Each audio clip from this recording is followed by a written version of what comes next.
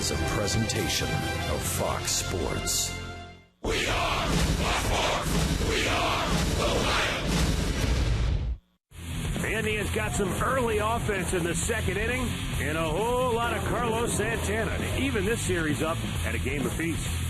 Danny Salazar got his second win of the season, and now the Tribe looks to win their third series in a row against the AL Central behind TREVOR Bauer, who has been very sharp in his last two starts.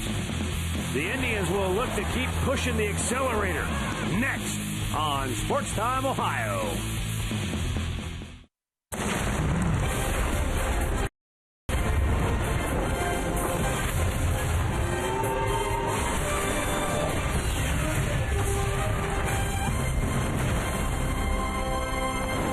One more to go here in Minneapolis before the Tribe packs up and heads to Kansas City to put the wraps on this road trip.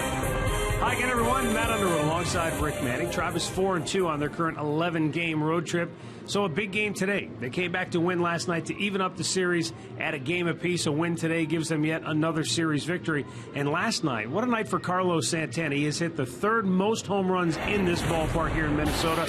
And he's got the third most RBIs here, too, since it opened. He feels very comfortable in this ballpark, and he had a 4-hit night last night and different varieties. He took the base hit when they had the shift, and then the very next at-bat, he comes up and hits that home run, his 8th in this ballpark. He was one base shy of the cycle. That's what the Indians need, is Santana to produce, get some big base hits, drive in some key runs. If he does that, everybody else around him gets a little bit better. Yeah, remember, it was a close game last night until the Indians blew it open in the 9th inning. Today, they'll give the ball to TREVOR Bauer as he looks to continue his surge in the starting rotation. We'll preview the pitching matchup when we come back.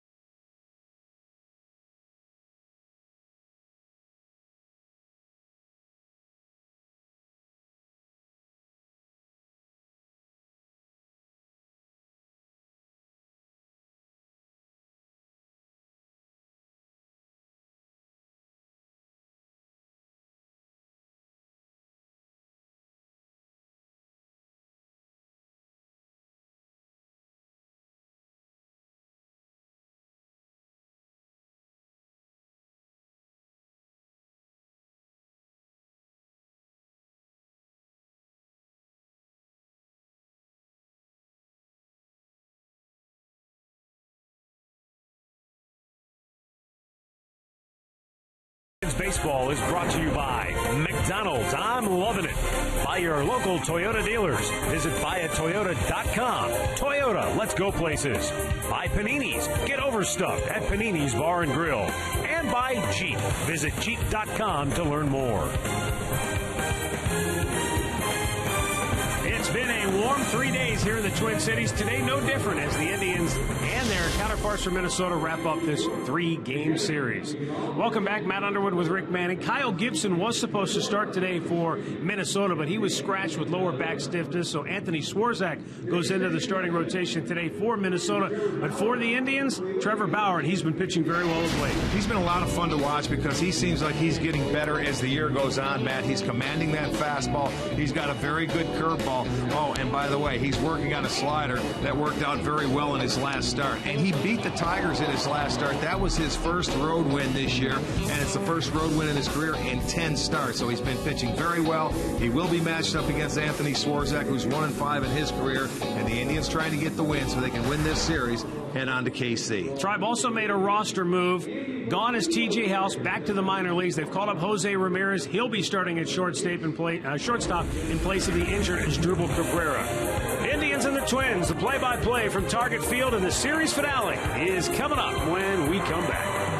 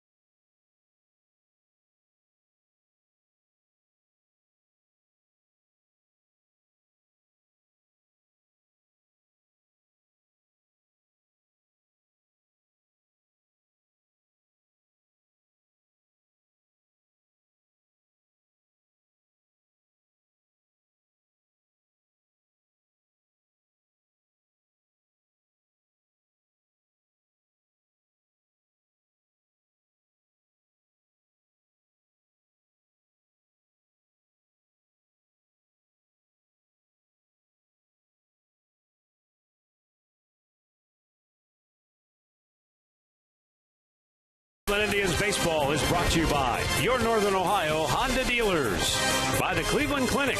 Call today for an appointment today, and by the Northeast Ohio Ford dealers. Sunny skies, a few clouds overhead. Twins take the field for the series finale against the Indians today here in Minneapolis. Minnesota making a change in their starting pitching rotation. Anthony Swarzak is out.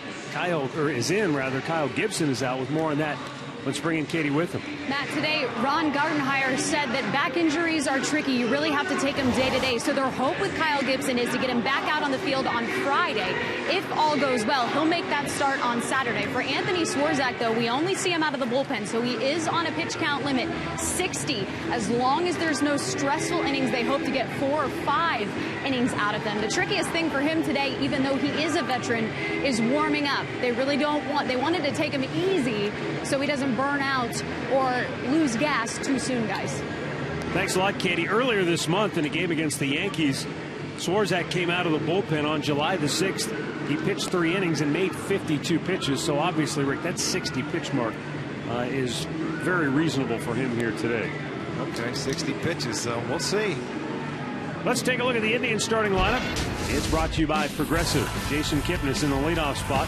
Jose Ramirez getting the call up from AAA. He's batting second for the ailing Asdrubal Cabrera. Michael Brantley batting third, hitting .350 against right-handers. Then it's Santana, who had the big night yesterday. Lonnie Chisenhall, Nick Swisher. Then it's David Murphy, Roberto Perez, and Chris Dickerson. GMC starting pitcher Anthony Swarzak. It'll be his 29th career start and his first since October 2nd of 2012. In his career against the Indians, he is just 1-5, a .734 earned run average, so they have handled him well. And, you know, I'm sure they're going to make him eat up some pitches. Let's check the defense behind Swarzak this afternoon. It's Fold in left, Santana in center, Arcia is in right. Plouffe at third, Nunez at short, Dozier is at second, Colabella at first. Fryer is doing the catching. That defense brought to you by Kia. Will Little calling the balls and strikes. The crew chief, Brian Onora, at first base. Jim Wolf at second. And DJ Rayburn down at third. Jason Kipnis stands in 1 for 9 in the series. And we're underway as Swarzak misses up and away for ball 1. Kipnis 6 for 11 in his career off Swarzak. And that's in for a strike. 1-1 to count. 78 degrees, our game time temperature. Kipnis rolls it to second base, and Dozier will throw him out 1 away.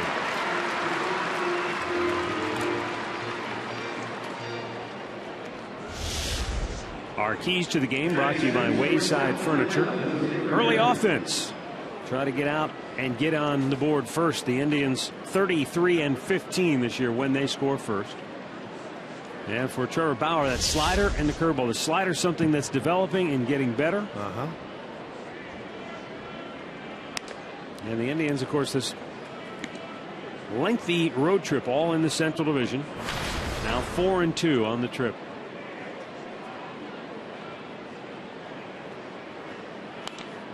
Back out of play. Jose Ramirez this year in 60 games at AAA.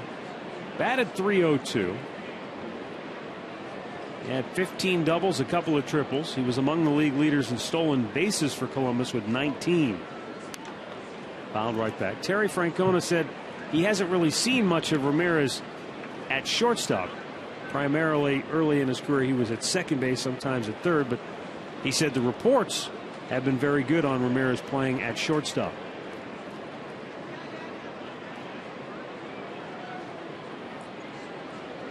One, two. The Indians, of course, are hoping they don't have to put Asdrubal Cabrera on the disabled list. So, you know, this could be a day or two more with Jose Ramirez before Asdrubal Cabrera is ready to get back in there. Or maybe you get to Kansas City and it loosens up and he's ready to go tomorrow. Boy, you certainly hope so.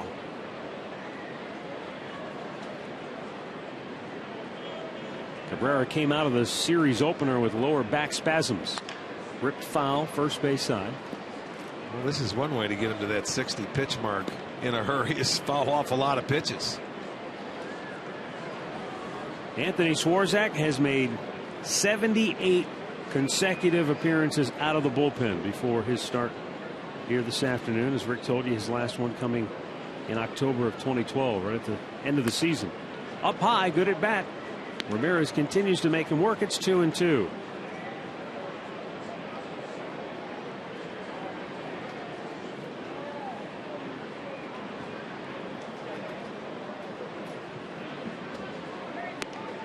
Up again, he misses, full count. And Swarzak really is the best suited guy in the Twins bullpen to make the start when you consider that 5 different times this year he's pitched 3 innings or more out of the Minnesota bullpen.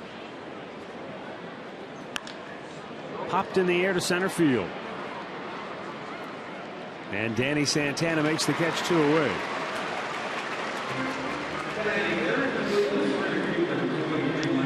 Looked like one of those pitches that was borderline, might have been ball 4, but probably too close to take, especially if you're Jose Ramirez.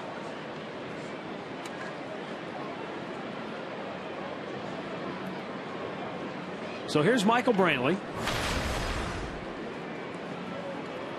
doubled in his only plate appearance in the series opener when he came on to pinch hit late.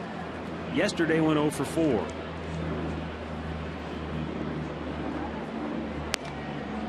He did draw a walk his last time up when the Indians put the game away with 4 runs in the ninth.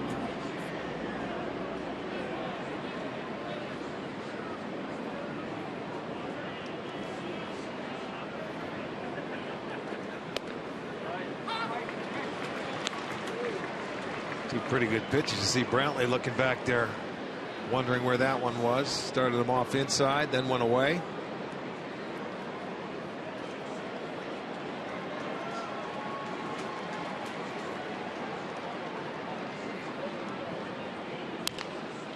And that's fouled off. Left side, lower deck.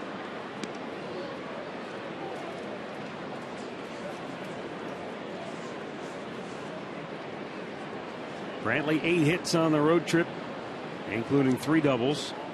He has scored 4 times, adding .365 in the month of July, covering 18 games. In the air to right field, Arcia coming in. He'll make the catch, and the Indians go 1-2-3 here in the first. Now the Minnesota Twins are coming to bat when we come back.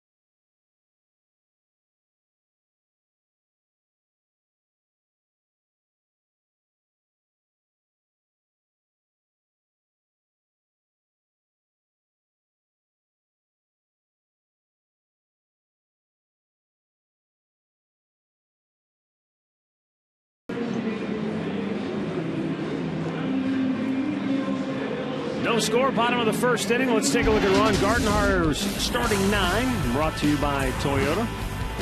Sam Fold getting the start in the leadoff spot today. Brian Dozier last night belted his 19th home run of the year, a new career best. Then it's Trevor Plouffe batting third.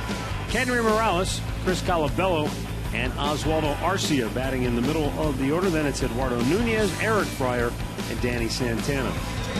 Our GMC starting pitcher will be Trevor Bauer, making his 14th start this year.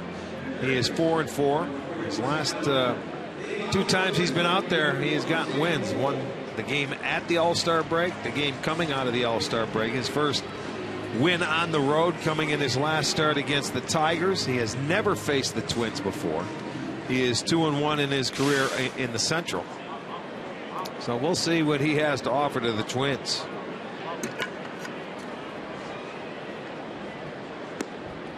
First pitch of the day for Bauer, in for a strike.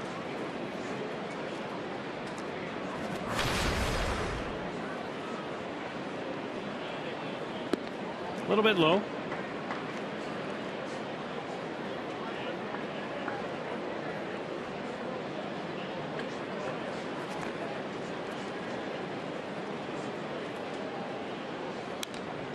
Back to the screen. Bauer had to wait for the offense to come to his rescue in his last start. Yeah, against the Tigers when they finally had a big inning, that 7-run. But that's what happens when you can pitch a little bit deeper into the game.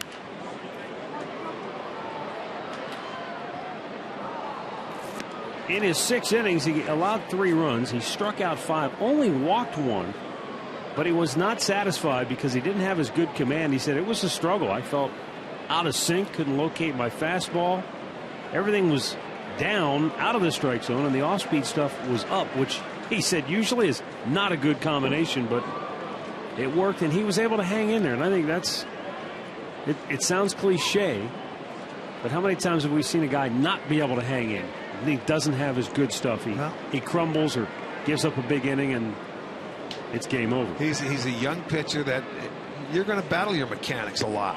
But I'll tell you what, for a young pitcher, he works his way through it. You know, he makes adjustments on the fly like you have to do. And he gets better as the game goes on. You know, we always talk about a 70 pitch mark for him, but until he gets comfortable out there and then he just rears back and lets it go, and he knows where it's going. But it takes him a little while to get going, command of the breaking ball and things like that. But once he gets straightened out on the mound, he's very good.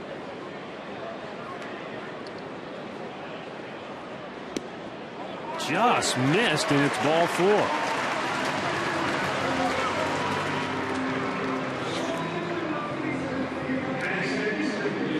Let's bring in Katie Witham, who has some thoughts on Trevor Bauer tinkering with his pregame routine. Katie? Yeah, and as you can see here, this is what he did as he was warming up. It's a new drill that he's working on that helps him focus on driving towards home plate with a sharp hip movement. Basically, that allows him to find his arm slot and keep it consistently, which leads to better command with all of his pitches early, but specifically with that split changeup that he really likes to throw. There's a pitch to Brian Dozier over the outside corner for a strike. One thing about Trevor Bauer, he will leave no stone unturned in his quest to get better. Well, that's why the only thing he needs is just starts. Get out there every time and you make adjustments. Everything's new for him. This is the first time he's faced the Twins. It's fun to watch a young guy, you know, grow up, and he has come a long way from last year, and it's only going to get better.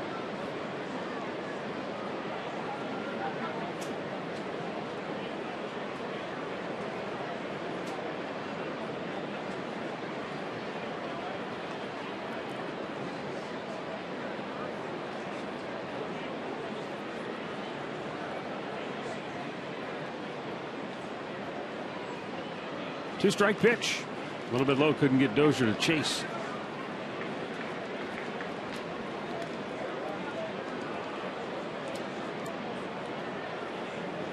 Roberto Perez getting the start behind the dish this afternoon for the Indians.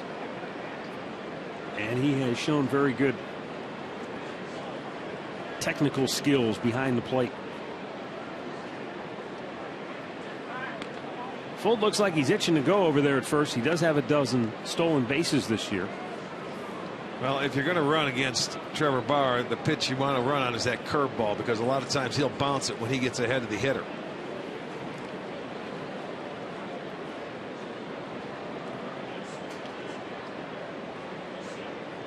Fold was going. itching again. He was often headed towards second, but jammed on the brakes. Dozier takes a called third strike, 1 away. He held it just long enough because Fold took that big step, and this is a nice fastball on the outside corner at the knees. Beautiful location, and it locks up Brian Dozier right there. Great pitch. Now watch Fold as he gets ready to go. He had him timed, and then all of a sudden he held it just that split second longer, which makes a difference when you're holding on a base stealer. They like to get a timing and go. You got to change that time every now and then.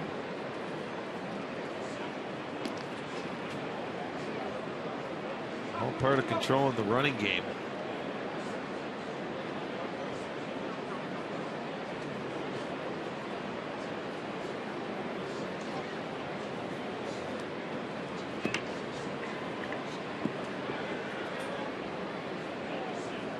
Bauer ready.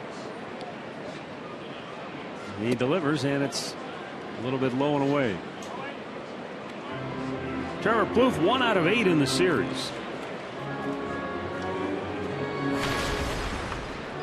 Big reason why the Indians have had a good road trip to this point, 4-2, has been the pitching. Terry Francona's pitching staff under Mickey Callaway with a 3.12 ERA overall.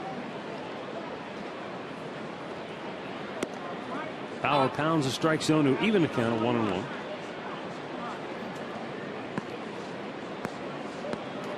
Of course, Mickey, he's had a lot of moving parts on this pitching staff, in particular in the starting rotation. No kidding. You talk about making moves and calling up a starter. The first 2 games of this series, they made call-ups to get guys to start. And T.J. House and Salazar last night. House was optioned out for Ramirez today. Pitches outside, throw it on to second base, and they got him. Sam Fuld erased on a good throw by Roberto Perez, and that's the 3rd time this year that Fuld has been caught trying to commit larceny.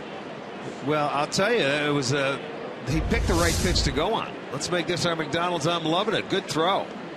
Ball down and away, and he comes up and stays through it, and there's Kipnis taking the ball and bringing the tag back to get Fuld on the arm before he can get to second base. So a very nice play by Perez.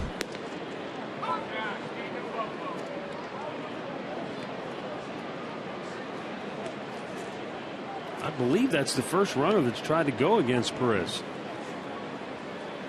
So that's the first attempt denied.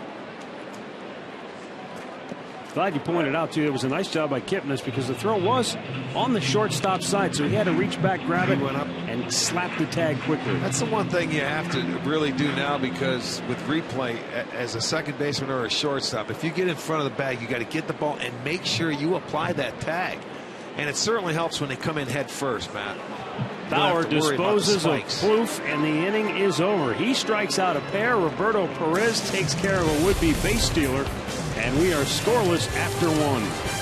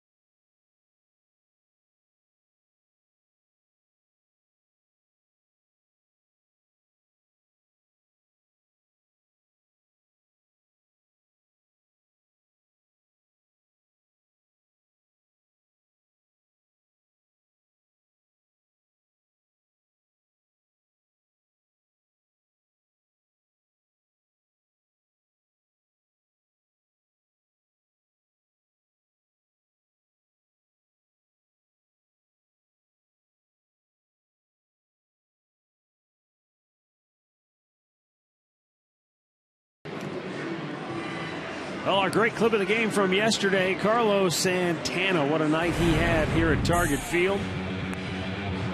Santana doubled high off the wall. He had 2 doubles in the ballgame. Had a bunt base hit beating the ship. Hit his 8th home run career in this park. That's the 3rd most. Wound up with a big night. 4 hits.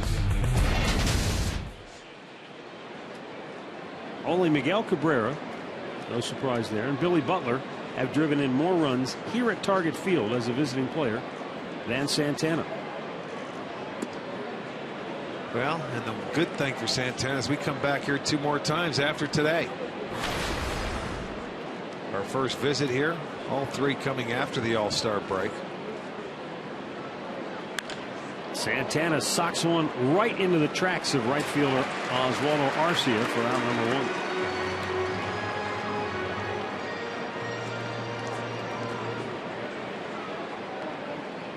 That will bring up Lonnie Chisenhall, and so far so good for Anthony Swarzak, who's retired all 4 that he has faced. He said, "I'm very excited to get this opportunity to start. I've been waiting for it." And he said, even though this is a necessity thing for the organization, I'll always take the ball, and that's what I plan on doing. You have to love a guy with an attitude like that.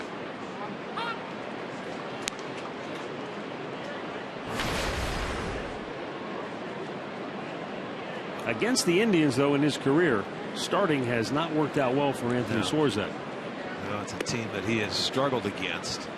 But you know what? It doesn't matter when you're in the bullpen and you have something like this happen where your starter goes down. Someone's got to step up, and he happens to be the long man, so it's his chance, an opportunity. Chisenhall, players one to left, 2 away.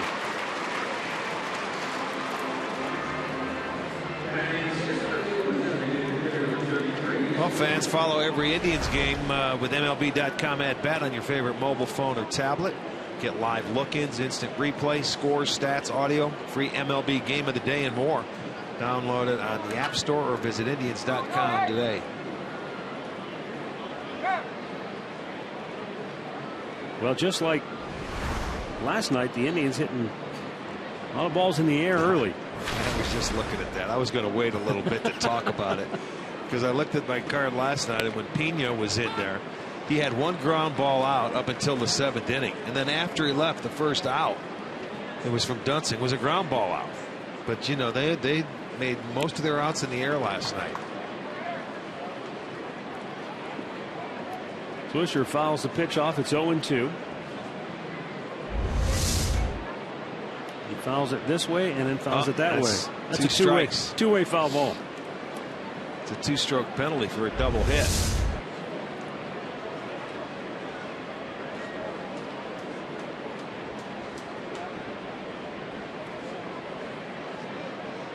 Two down, bases empty. 0-2 pitch. Swing and a miss. Swarzak gets his first strikeout. 6 up, 6 down. Middle of the second, no score.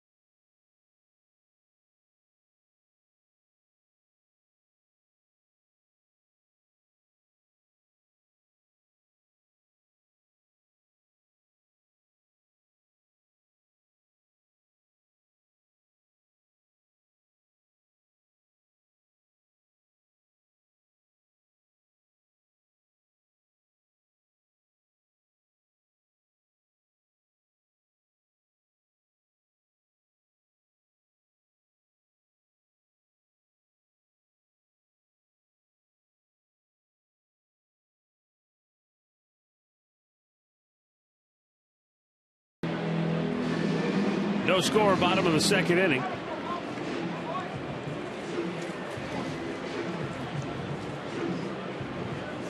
For Minnesota, Kenry Morales, Chris Calabello, and Oswaldo Arcia.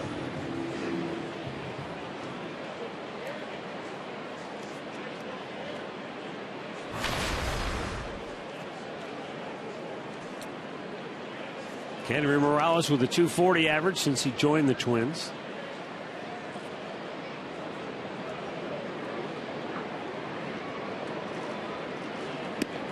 And a belt high fastball in there for a strike. Morales spent last year in Seattle. He led the Mariners with a .277 batting average. Led the team in doubles, RBIs, extra base hits, multi-hit games. And yet, they parted ways after the season was over. And Morales was without a home until the Twins came a calling after the season began. One down. Let's check that Indians defense behind Bauer this afternoon. It'll be Dickerson in left field. Brantley is in center. Murphy in right. Chisenhall at third. Ramirez at short. Kipnis is at second. Santana at first. Perez behind the plate. Brought to you by Kia.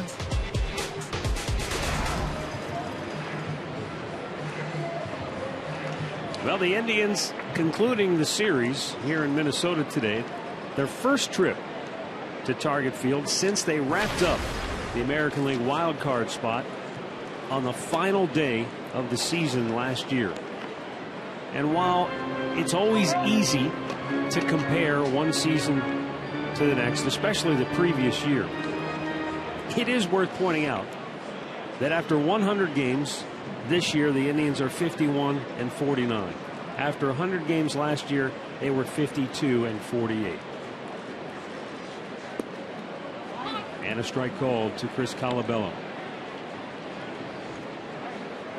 That is something. Then they ended up getting hot after the break. And you know what else is interesting that I didn't realize, Rick, is that last year in early September they were as many as 8.5 games behind Detroit. Right. In early September, and they closed that all the way to a game. Well, they won 21 games in the month of September. That's awfully hard to do. I don't care what month you're playing in, especially September. But they're trying to win their third series in a row this year, which is be the longest streak they've had this year if they win today. They've been playing better on the road. You know, you look at their first 29 road games, they were 9-20. Well, they're 13-10 in their last 23. So they have started to turn that around. Bauer walks Chris Colabello. 1 on, 1 out. Last year, the Indians came to Minnesota. They had to win 10 straight to secure their spot in October, and they did. Finished off the sweep of Minnesota, and the Indians were able to begin a celebration. 6 years without the playoffs for the Tribe ended with that win here in Minnesota. And while it was a short postseason, only the one wild card game, they lost to Tampa Bay. It was a heck of a run, and it was not something, I think, as you said, Rick, it's not something you can really count on. I'll just hang around and then, you know, win 21 in September. Oh, that's awfully hard to do. But I mean, that's coming off the heels of losing 94 games the year before. I mean, how fast did that turn around? Yeah. That just normally doesn't happen. Boston had that same kind of turnaround, and they ended up winning it all. But I'll tell you what, that was done quickly. They played hard, and it was amazing how they did it. You talk about hanging out and sticking together, 49 guys on that roster throughout the year. And as Terry Francona said at season's end, we needed all 49 of them. And you know, it's like that again. I mean, you know, you need a piece, you plug somebody in, you move them around, and believe me, those kids that are down in the minor leagues know they're going to get an opportunity at some point in time. They better just get yourself ready and stay ready, because you never know what's going to happen. And when the opportunity presents itself, like it did last night for Salazar, come on in and do your job, and you may get another start. You just keep it rolling. How about Chris Dickerson? Yeah. Coming from a different organization in AAA. Made the most of what he's had, his opportunity here so far, and he's been playing almost every day.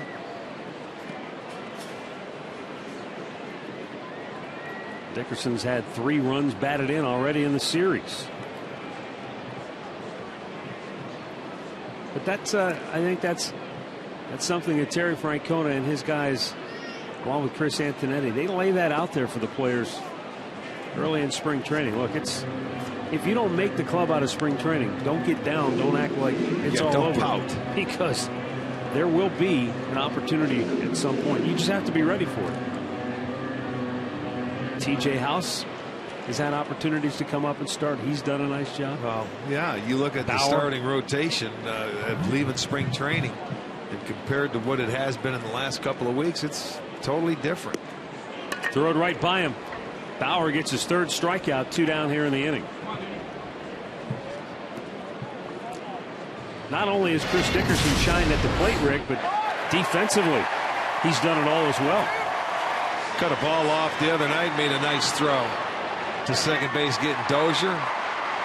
With that, here's the one right here, the phantom tag. Looked like there was a little dance right there. He got there, he stopped, he gets up. Kipnis had to stay on his belly and apply the tag. The outfielders have 24 assists this year for the Cleveland Indians. So they've done a very good job. Michael Brantley leading the way. It was 24-6, second most in the league, fourth most in the majors. The Twins outfielders have 23. Oakland leads the way with 28, and then Arizona and New York have 27 each. Michael Brantley with 10.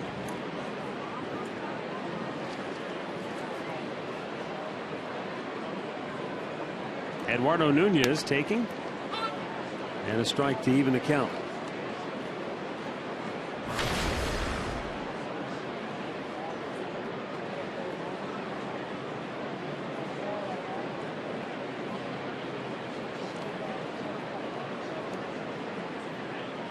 Now Bauer offers, and Nunez bounces at the short. Ramirez goes the short way to end the inning. No runs, no hits, 1 man left through 2. No score in Minnesota.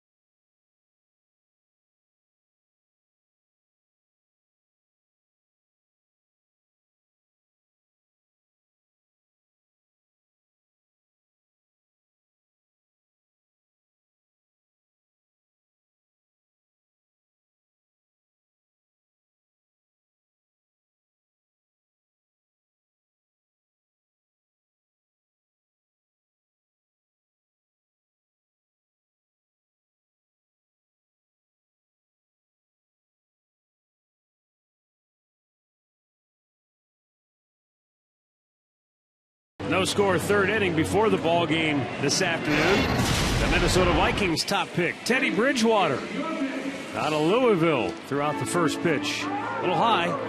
You don't want to do that to a receiver coming over the middle. No, sir. You get it in the ribs. That's right. Look at him. That's all right. You don't have much time to practice from 60 feet.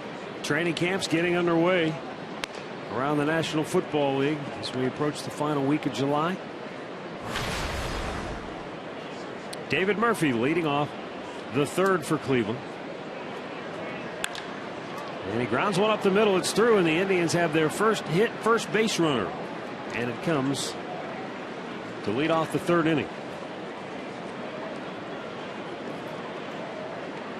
Speaking of football season, it kicks off on Sports Time Ohio this coming Saturday with Training Camp Daily. All the news and interviews from Browns players and coaches as they open training camp in Berea. It starts Saturday at 10:30 p.m. Eastern on Sports Time Ohio.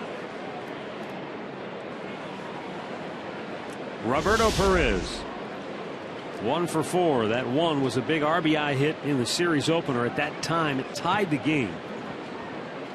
But unfortunately, Minnesota would prevail as Perez tries to lay down a bunt, but fouling it back to the on-deck circle. Obviously doing that on his own. Looked like he tried to put a little drag bunt down on him.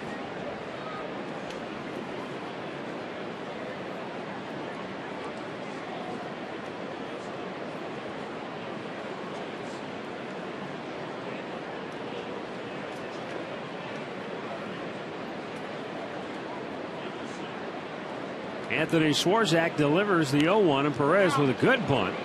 Swarzak directed to go to first with it, and it's in time. Did he hold the ball? Yes, he did, says first base umpire Brian Onora. Terry Francona coming out, he may beg to differ, but Onora said he lost it on the transfer. And with that new rule, or I should say the revision of the rule, all you have to do is catch it. You don't have to control it with the bare hand, did he? Well, that throw was with the runner coming up. Yeah, he had it. No doubt. So the sacrifice for Roberto Perez moves David Murphy into scoring position. And while this isn't a strategy that a lot of American League teams adhere to, playing for a run early, giving up an out early in the game, if you're Terry Francona, why not? When his team scores first, they're 33-15 this year. I just think that Perez did that on his own. Really? Yeah, I do. I sure do.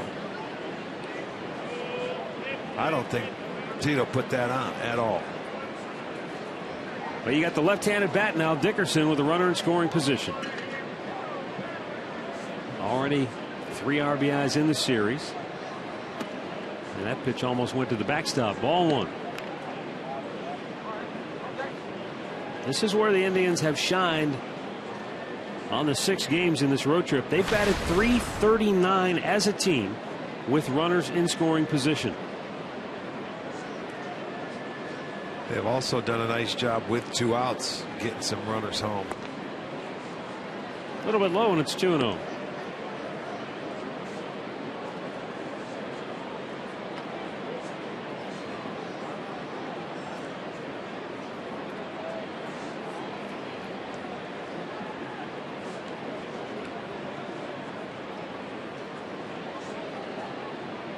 Upstairs again.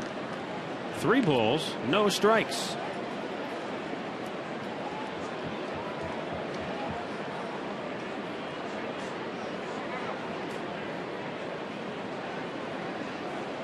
Murphy takes his lead at second base. Jason Kipnis on deck. Up high, ball 4. Walked him on 4 straight. First walk allowed by Swarzak. Indians have 2 on, 1 out, and now they'll turn the lineup over. Swarzak's only made 31 pitches thus far.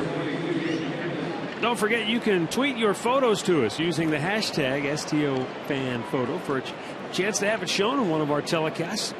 It's all courtesy of AT&T.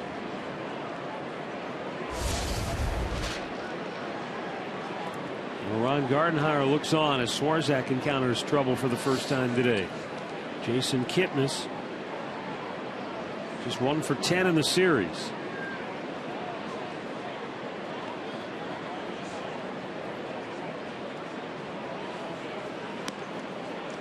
You know, Kipnis missed time this year with the oblique injury, and almost a month was lost from April 30th through May 27th. And he has mentioned since then that it's not necessarily 100%. I mean, it is to the extent that he can play, but he still feels it. And Ricky has said, you know, I've had to find ways to swing and ways to move my body so that it doesn't hurt to the extent that it bothers him. So you make adjustments, and you get into bad habits sometimes, and That's what you have to do that sometimes, play through pain. I think it still bothers him when I watch him play defensively when he has to range to his right, go to his backhand side and get down. I think it still bothers him. So I agree. And who's to say that it's going to feel 100% the rest of the year? Those things can linger. He had a good rip at that 2-0 pitch, but came up empty. Well, the series he had in Detroit when he hit the 2 homers in one game, he got on the baseballs that were down and in his zone, and he was able to he didn't have to work hard to get it. But pitches that are up a little bit, it seems like he has to make adjustments too. Well, Swarzak is just rearing back and trying to throw it by him. And these last 2, he has done just that. See that? Just up above his zone.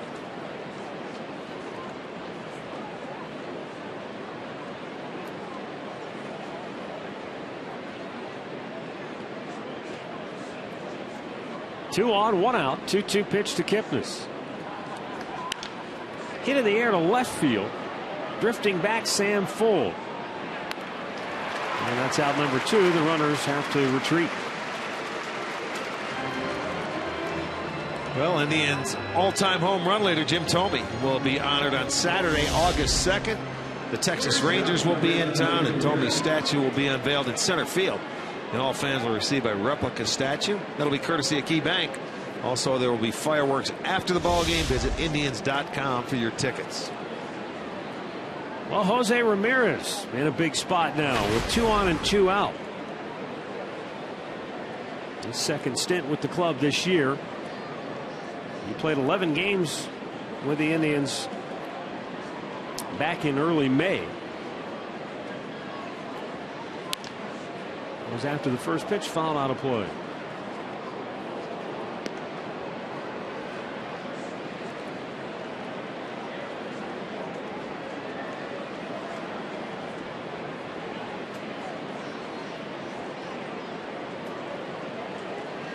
Murphy and Dickerson on the bases. They run well. And so does Ramirez if he can plug a gap.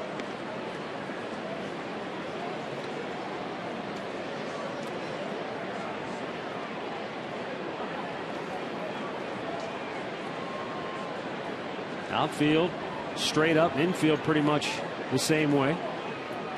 Almost to the backstop. That's about the 3rd or 4th time today that Swarzak has missed up and away and forced the catcher Fryer to have to come up out of his crouch.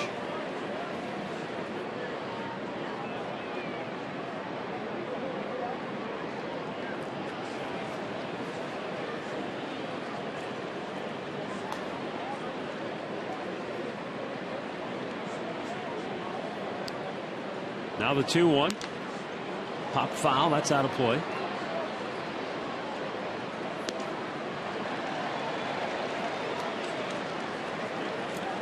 Once again, nice crowd filing in here today at different times. They weren't all here right at the first pitch, but they've been trickling in little by little, and more of these seats are filling up for this beautiful Wednesday afternoon start. Ramirez inside the bag, fair ball. Murphy coming around third. He's going to score. On his way to third is Dickerson. Ramirez into second with a 2-out RBI double. And the Indians will play from in front today as they take a 1-0 lead. Well, he couldn't have put a better swing on the baseball. He stayed inside. It goes inside out and stayed fair down the third baseline. Plouffe up the line. And when you see the swing, they wanted to go inside with it. He left that ball basically middle of the plate. Ramirez stayed on it. It's a ground ball inside the bag. That'll go as a double. So a big 2-out base hit gets the Indians on the board, and they will lead at 1-0 for Ramirez, his second RBI. Boy, now a chance for Michael Brantley. If he can come through with another 2-out hit, the Indians could have a crooked number on the board. Michael 1 out of 6 in the series.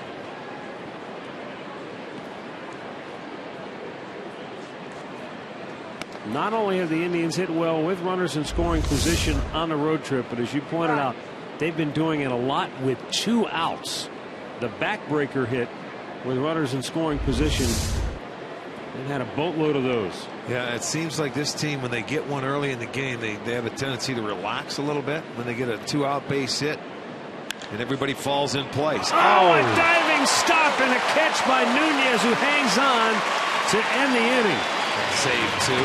No doubt about it. That ball almost took Nunez with it, but he cuts it off and hangs on. The Indians lead it 1-0.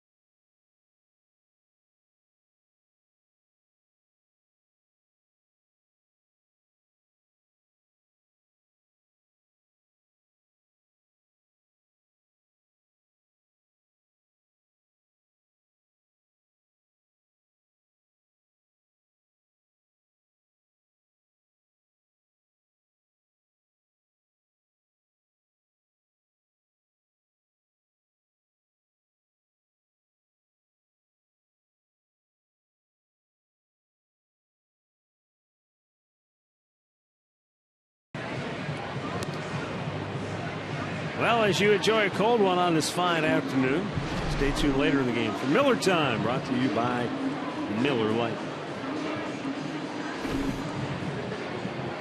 Trevor Bauer has a 1-0 lead now as he goes after the Minnesota lineup in the bottom half of the third. Eric Fryer, Danny Santana, and then Sam Fuld in the top of the order.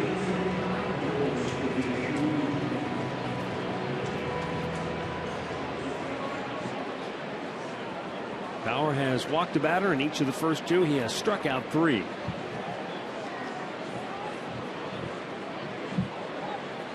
Fryer showing bunt, takes high, ball 1.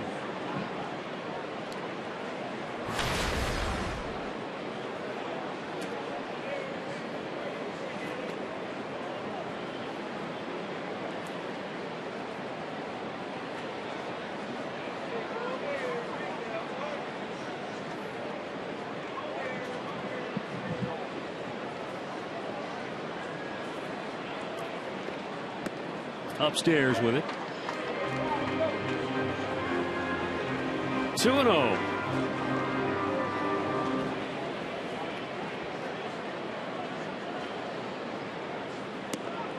At the knees. A called strike. Fryer got 6 games under his belt last year with the big league club.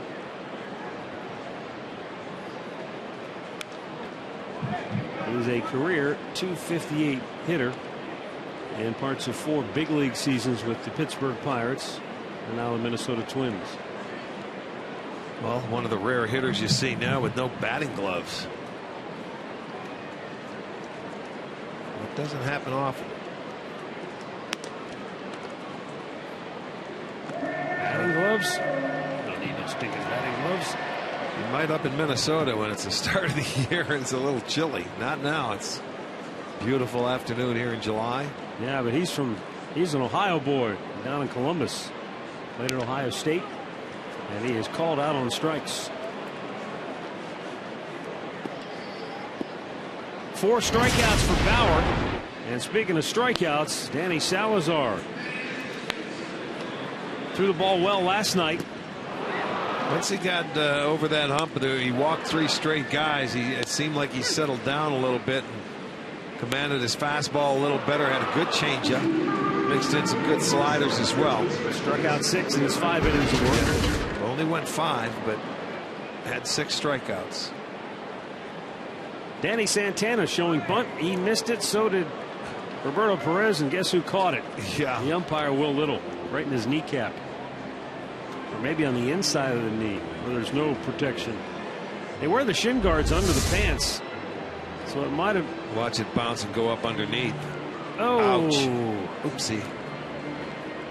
That'll leave him mark.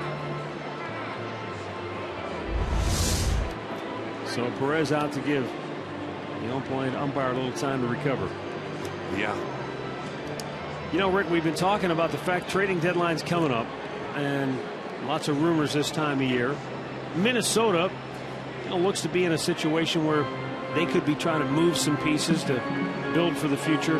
Their general manager, Terry Ryan, said recently, we're in a tough spot, and we've been in a tough spot for 4 years. So you have to listen, and that's what we're trying to do right now. Right.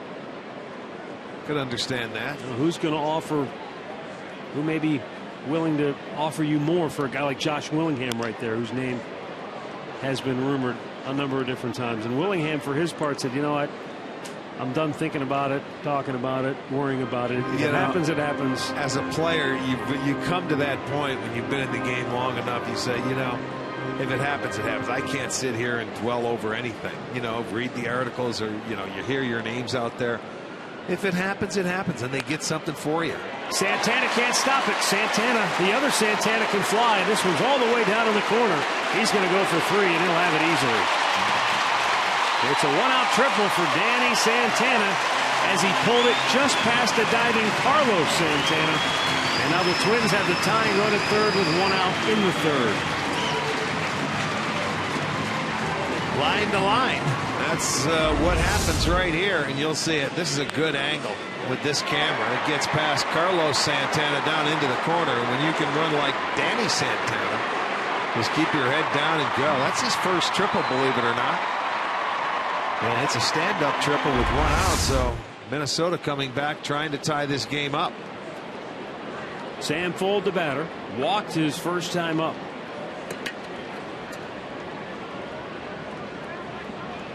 They'll trade a run for an out here, infield back, at least up the middle. Pulls one to the corner spot at first, and Santana would either have a play at home or be able to keep Santana from scoring.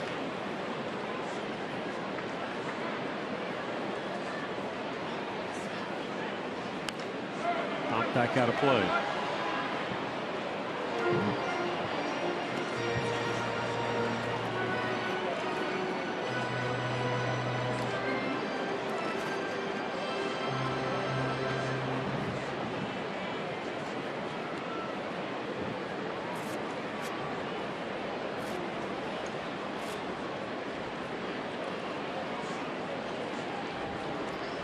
Bauer with the 1-1, straighten him up. Most of the chatter and internet rumors seem to be revolving around teams looking for relief pitching.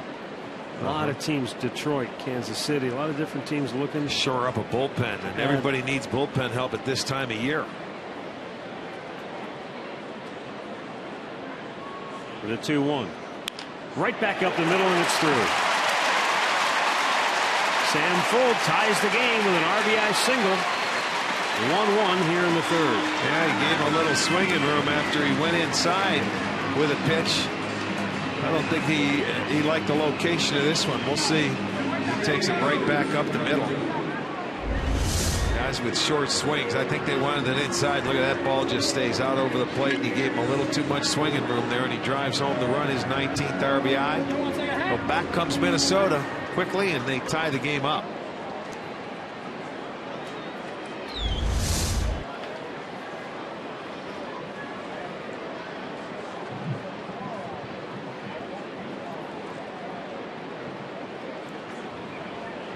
A little bit low, blocked by Roberto Perez.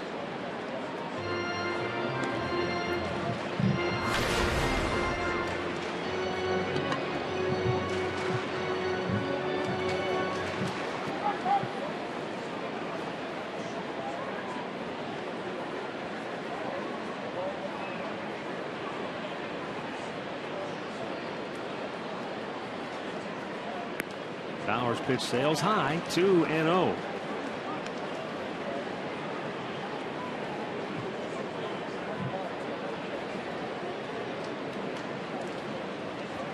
Brad Mills signaling to Roberto Perez. Fold takes his lead at first. He was thrown out by Perez in the first inning, so he may not be attempting a steal here in the third as Santana takes care of Dozier for out number 2. Time for our Hear Right Audiology Sounds of the Game. Here's Terry Francona on Danny Salazar's performance last night. But I really thought he looked good. I thought he looked confident. I thought his delivery, he was a little bit more aggressive in his delivery. I thought he threw more good breaking balls. He left a couple over the plate and he left a couple up. But I'll tell you what, that was more of the stuff I think that we had come to appreciate last year. And if he's going to pitch like that and take that and move forward with it, man, what a shot in the arm for us. And that seems to be the general consensus, that if Danny Salazar can sort of pick up from there and move forward and get better, then that would be a big lift for the starting rotation. A rotation that's still missing Justin Masterson, who will go out and make another rehab start on Friday when we're in Kansas City. So we'll need a pitcher for Saturday, right? Then it'll be I think Salazar. Danny. No. We'll need one. Wait, I think Danny's pitching Saturday or Sunday. I don't remember which day it is. Okay. Well, if he pitched yesterday, what was yesterday? Tuesday. Sunday. He'd go Sunday. They haven't announced who will pitch Saturday, but in all likelihood it would be Justin Masterson, right? Yes, I would think so. Unless something goes wrong.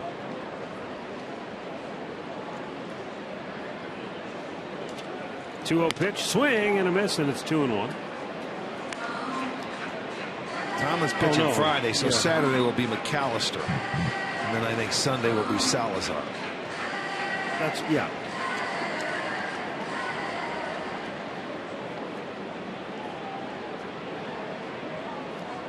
Yeah, McAllister's eligible because he was the 26th man in that doubleheader. So it doesn't count as an up and down move where you have to wait, 10 days? 10 days, correct. Strike is called. Perez wanted to gun it down to first, but couldn't get the grip on it.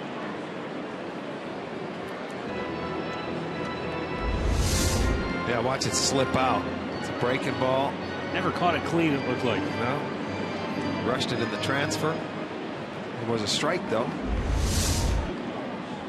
And a 2-2 count on Plouffe.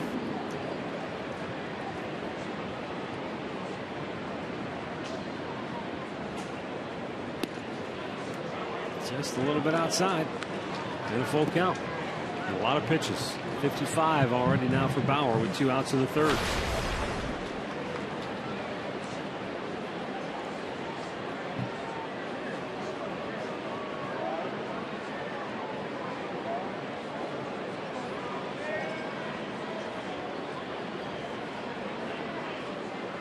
Gold takes off, 3-2 pitch, popped in the air. Kipnis at second base is under it, and the inning is over. But the triple by Danny Santana sets up an RBI single for Sam Fuld, and Minnesota has tied the game at 1.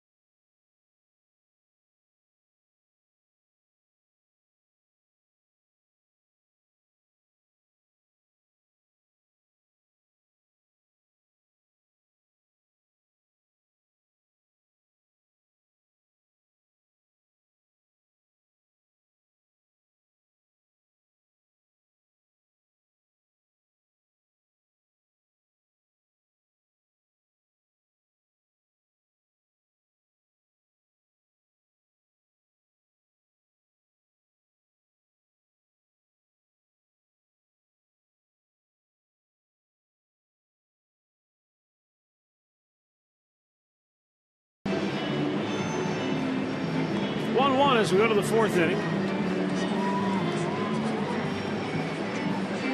For the Indians, Carlos Santana, Lonnie Chisenhall, and Nick Swisher will bat here in the 4th inning. Tribe picked up a run, couple of hits in the 3rd.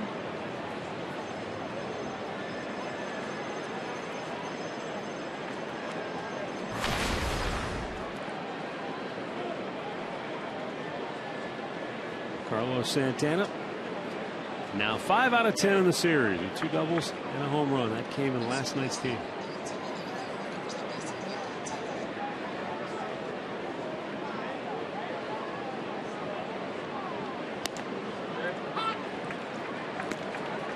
Our stat of the game brought to you by Buick. Only Jose Bautista and David Ortiz have gone deep as a visitor more times than Santana now. Santana just missed having 2 home runs in yesterday's game. His first hit a double off the top of the wall in right field. The second one, though, it was about 50 feet past. Doubt about it.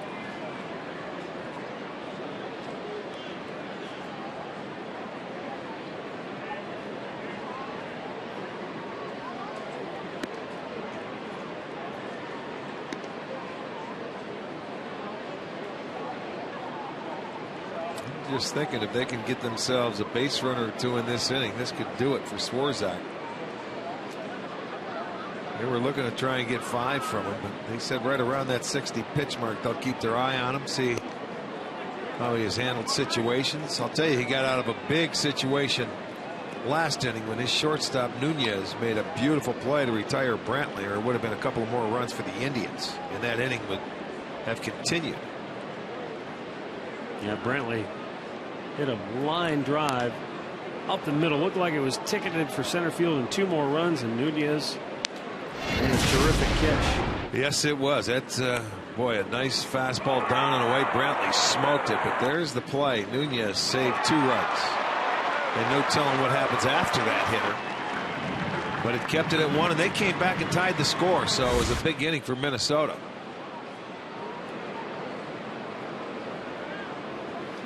Now a 2-2 pitch to Santana.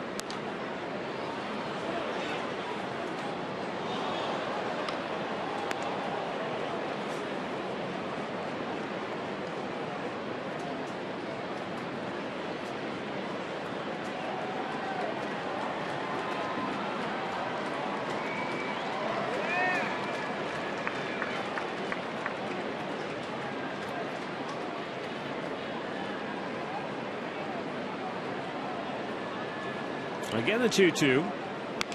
Santana lays off.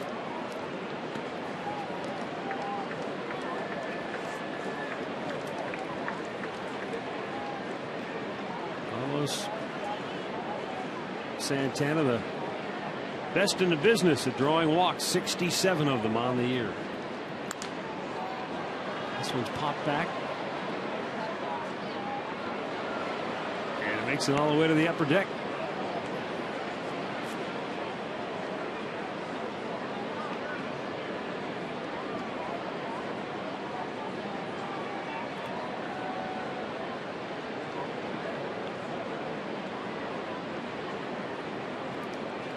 Payoff pitch. Lifted on the infield. Third baseman Trevor Plouffe has it 1 away. Well, Dollar Dogs are back on Tuesday, August 5th, when the showdown for Ohio Cup continues with the Reds in town. You can visit Indians.com for your tickets.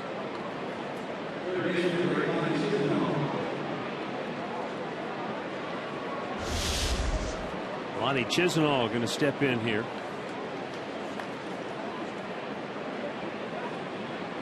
Lonnie 4 for 20 now on the road trip. Trying to snap an 0 for 8.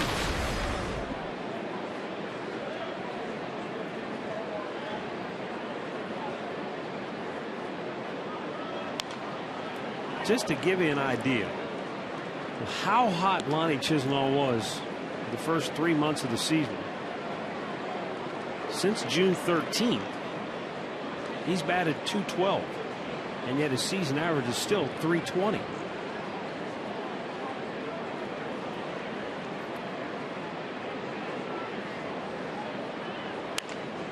Shoots it foul. Look out.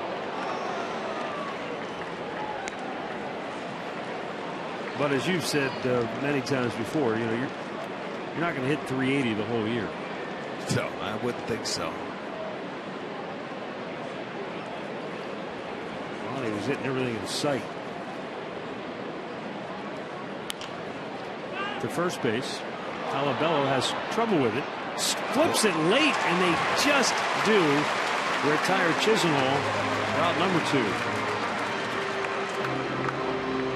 Good hustle by Lonnie, and I'll tell you, he's struggled to catch this ball, and then he double clutched, gets it in his glove, and there it is. He couldn't get it. He had to pad the glove, and they do just get Chisenhall as he's hustling down the line. So 2 down now for Nick Swisher.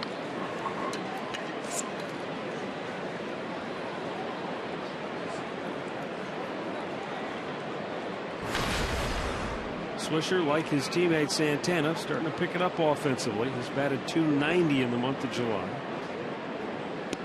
3 homers, 15 runs batted in. 3 hits last night.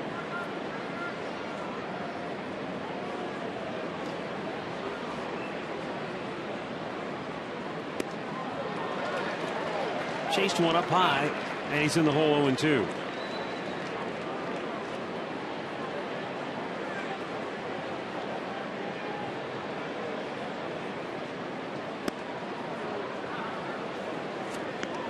Why not go up there again?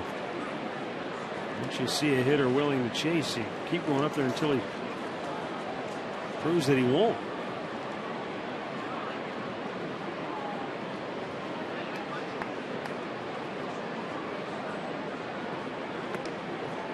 Up and away, 2 balls, 2 strikes. And with that, Swarzak has hit the 60 pitch mark that Ron Gardenhire said that that's where they would like to keep him. 2-2. That's driven pretty well to center field. Santana back. He makes the catch. Well, Anthony Swarzak, in his first start after 78 straight relief appearances, has turned in 4 innings, and he's only allowed 1 run.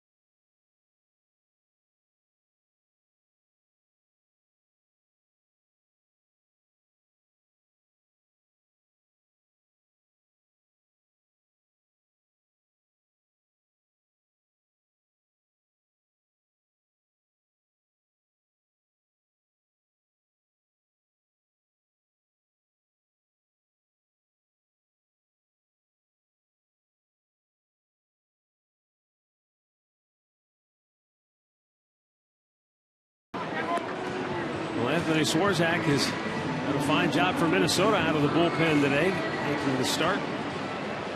1-1 our scores. We go to the bottom half of inning number 4. That was a walk of intensity where he says, I want to continue. Yeah, I think he's lobbying hard.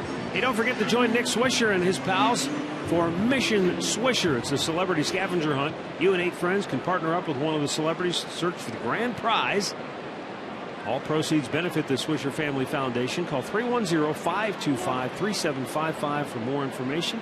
Coming up Monday at Progressive Field from 4 to 6 p.m. Kenry Morales popped up on the infield in the second inning.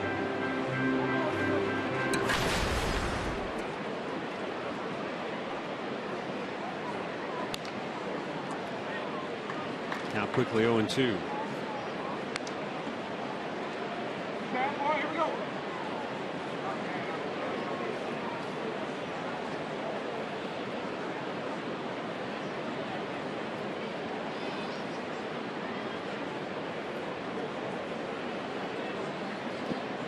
Chase the breaking ball in the dirt, and Perez applies the tag. 1 away. That's 5 strikeouts now for Bauer. Let's go downstairs at Katie. Roberto Perez, we haven't seen a lot of him, but boy, he looks very technically sound behind the plate. Technically sound he is, Matt, and just the way that he can call a game. Both Kevin Cash and Mickey Callaway commented on how he prepares. It's just impeccable. He's a student of the game, and his ability to not only control the pitcher, but to implement the advanced scouting report during the game is better than anyone that they've seen, and it really takes a lot of pressure off the pitcher. Yeah, I mean, you think about the amount of information that they're given, Rick, the scouting reports, the hot zones, cold zones, what a guy's susceptible to. It's hard to take all that in and then be able to just give out the important pieces of information to the pitcher. Well, their number one job is to do it defensively and handle the pitcher. David Murphy coming in from right field to grab that for out number 2. You know, anything they can do offensively is a bonus. But when you can do that, and you love the way that he receives the baseball. He looks very relaxed down there. Where first opportunity today, had a nice throw, throwing out a base runner back in the first inning. And his playing time's going to be limited unless we see more of the lineup like we did here on the first night, when he catches and Gomes DHs, or vice versa, when they want to get the right-handed bats in against left-handers. Yeah, I mean that could be a way for him to get at least an extra game here or there when the Indians do face a left-handed pitcher. Let's see, coming up in Kansas City, they're going to see Danny Duffy and Bruce Chen, so they'll get 2 lefties in that series. Curveball, and it's in for a strike, much to the dismay of Oswaldo Arcia, who steps away. Well, it's a high breaking ball. A lot of times you won't get that called, but he gets it called today. And they count 0-2.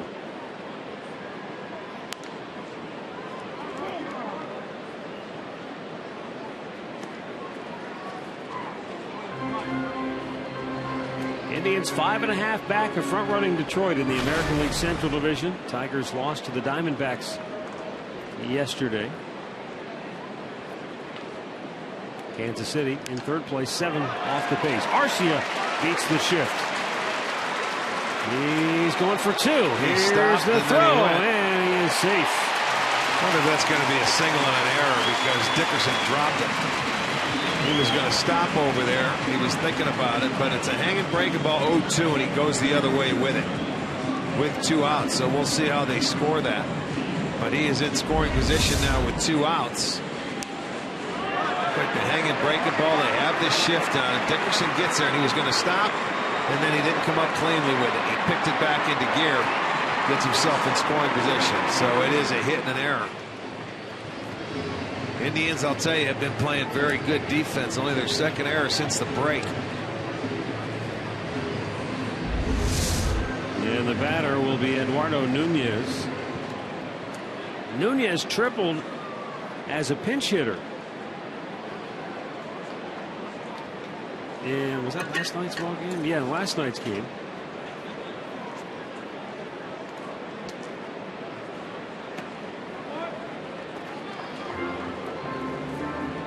Bounced into an inning-ending fielder's choice here in the 2nd today.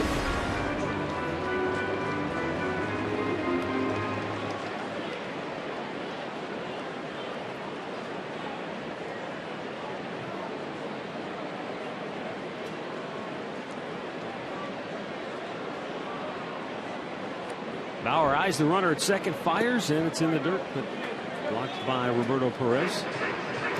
Send out happy birthday wishes today to Tony Armagno in Westlake, celebrating his 83rd birthday watching the ball game. So happy birthday, Tony. That's not Tony Amato. Any relation? No, I don't think there's any relation. Oh, okay. There's only one Tony Amato.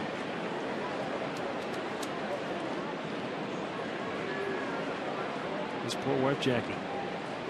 2-0 pitch. In for a strike.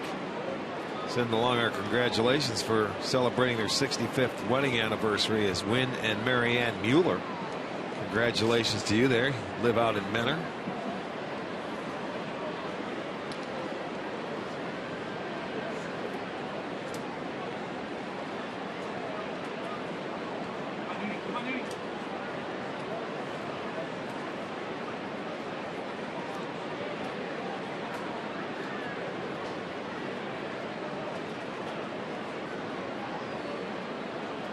Bauer's 2-1. Nunez almost offered at it, but he was able to hold up.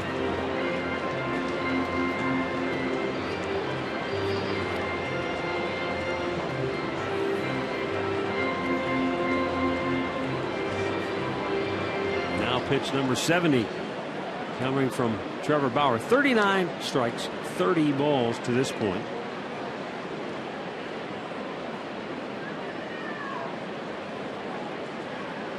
And the 3-1. Breaking ball, shallow left, hard charging Dickerson, dives, makes the catch and hangs on to end the inning. A fine play in left by Chris Dickerson ends the inning, and after 4 we are tied at 1.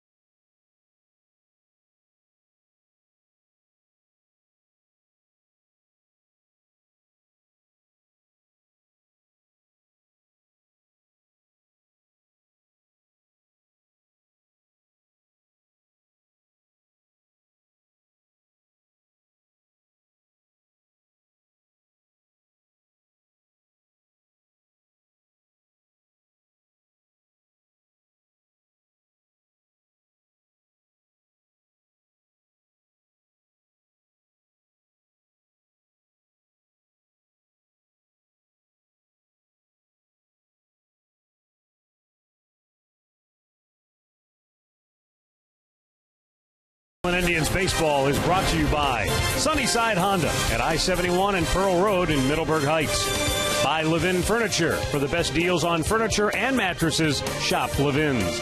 And by Kia. Visit mykiacleveland.com to learn more.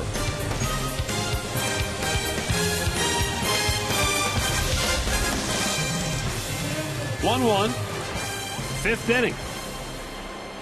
And Anthony Swarzak, who has made 61 pitches on the day, begins the inning with activity in the bullpen behind him, because Ron Gardenhire had said we're going to keep him around 60 pitches.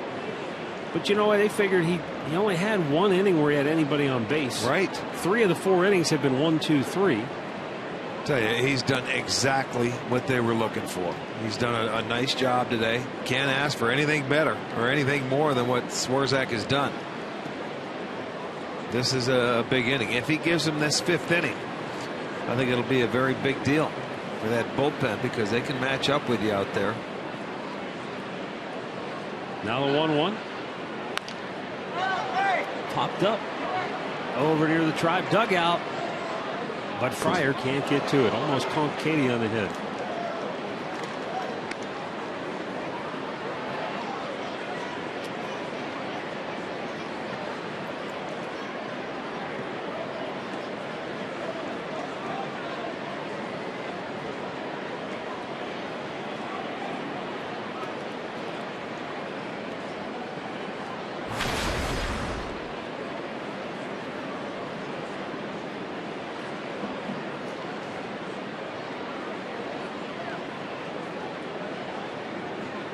The 1-2.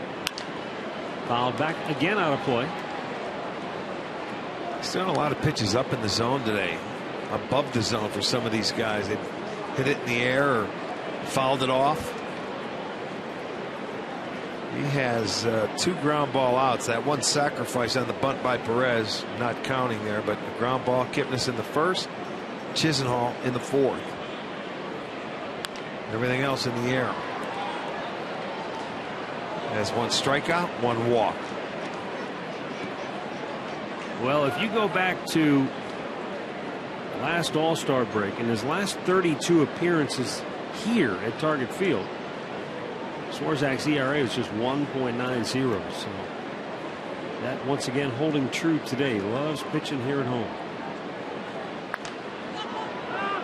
Murphy pops one up on the infield. Calabello, Dozier takes it. 1 away.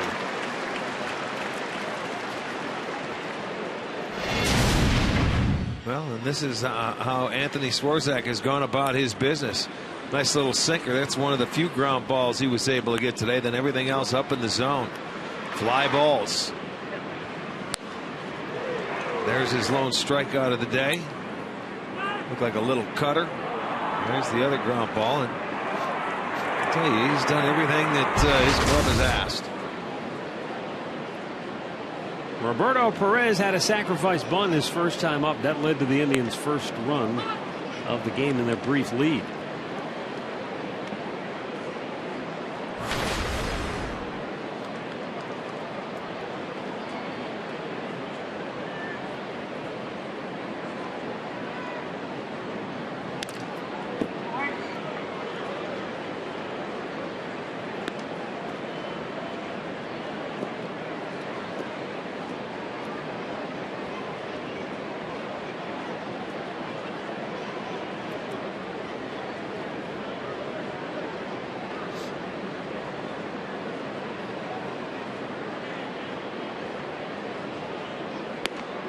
Just missed the outside corner. And it's 1-2. So Roberto Perez gets a brief reprieve. Yeah, he thought he had it. Swarzak did on the outside edge. That's a pretty darn good pitch.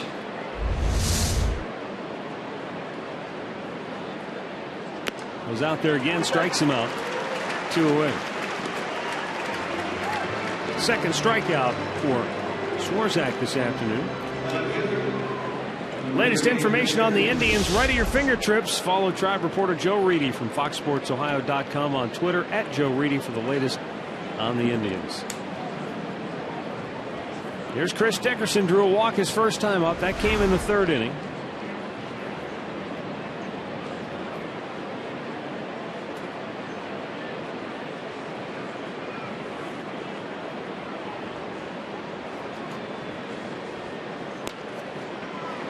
Royals and White Sox, they're tied 1-1. They're in the 2nd in Chicago. Kansas City will head home to meet the Tribe there tomorrow, opening up a 4-game weekend series.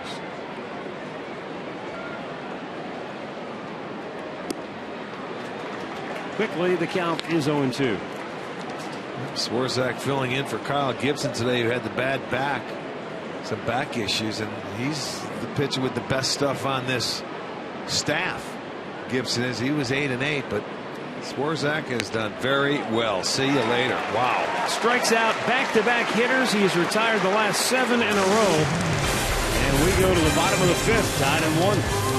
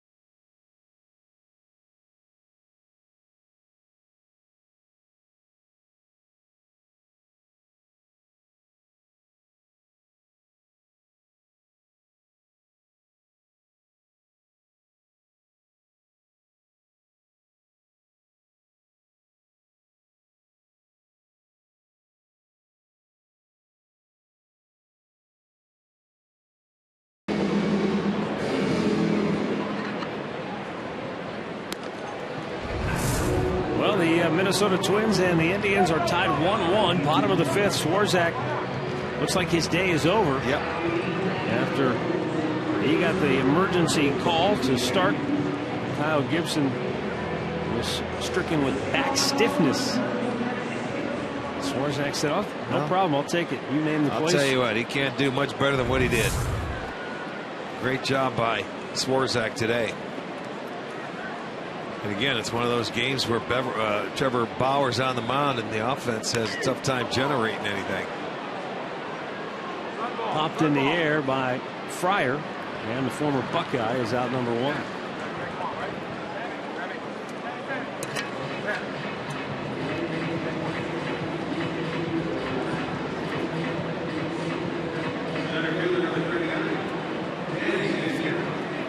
Danny Santana tripled and scored the Twins' only run back in the 3rd inning.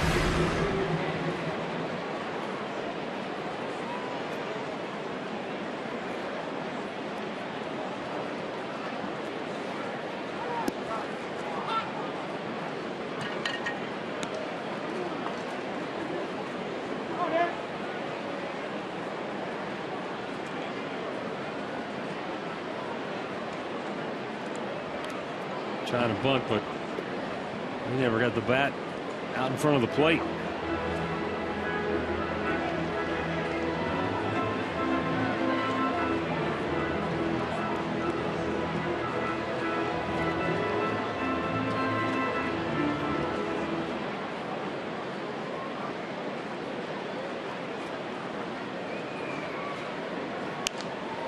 Look toward left. That's going to be trouble. It's down. A base hit. Santana holding with a 1-out single. He's 2 for 2. Just fought that ball off and blooped it in.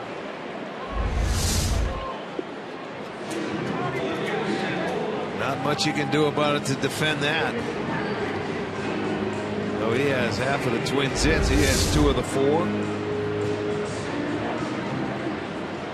He's 6 out of 7 in stolen bases as well. Moving up to the top of the lineup. See if they try and create any action here.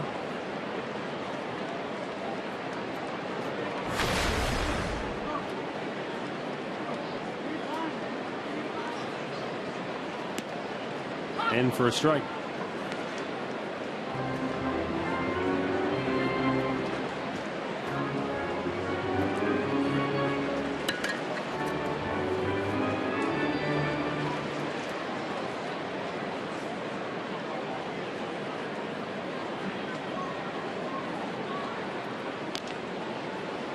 Keeping a close eye on Santana.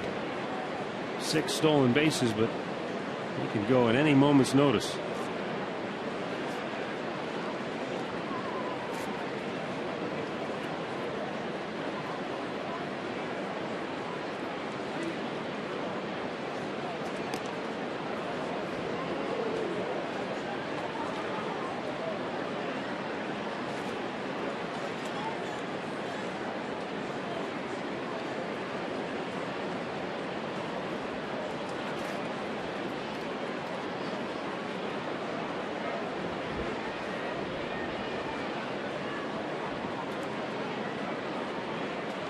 In the dirt, Perez knocked it down, but Santana just alertly bolted. On a wild pitch, he's in the scoring position with 1 out. Yeah, that one way out in front of home plate. I mean, he did a wonderful job just to keep it close. But when you have the speed of a guy like Santana and you see it in the dirt, you can take off and it's going to be awfully hard to get him. And you can see he started, hesitated, and was gone. But now in scoring position on the wild pitch. That is the 3rd wild pitch this year for Trevor Bauer.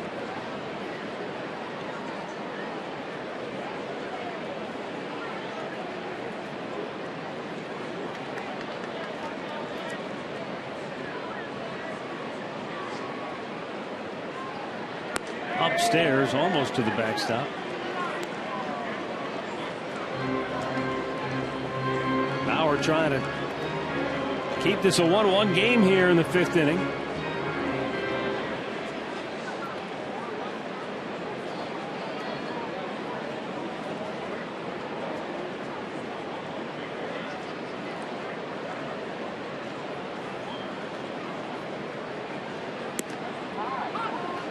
There's a strike called.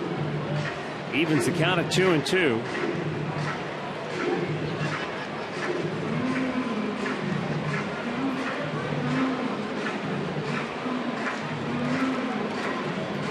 Perez out for a chat.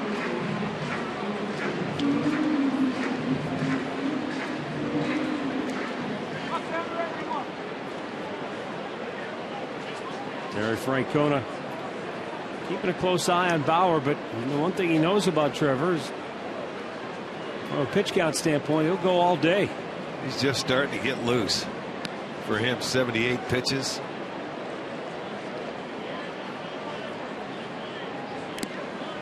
And hold on, he did. Yes, he did. It's a much needed strikeout. His 6th of the afternoon, and there are 2 down now in the bottom of the 5th. Yeah, this is when he starts getting a feel for that curveball. Strikeout number 6, and a nice job. Look at that foul ball right into the mitt. And, you know, Perez held on.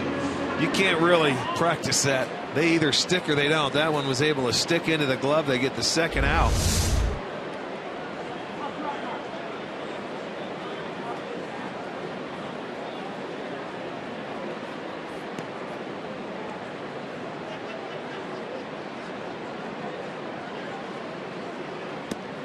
And Dozier takes a strike. It's about the time, too, he learns where he tightens up that curveball, throws that slider that he's been practicing and has been working on for about the last month. And a lot of hitters think that breaking ball is going to go into the dirt, and it stays right there. Did that to Victor Martinez back in Detroit.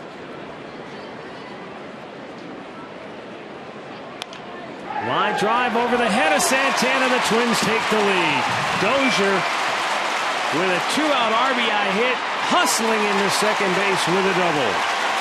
Now the 2 hits that they have in this inning, I'll tell you what, they weren't hit hard at all.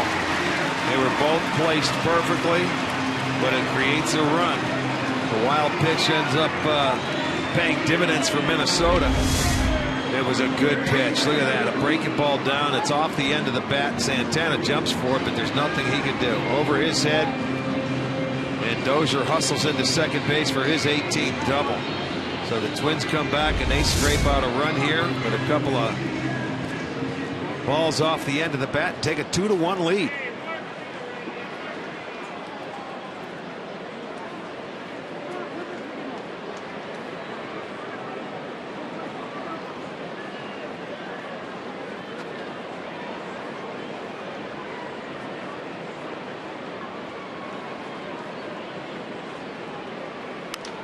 Popped him up, and that's going to get back in the seats.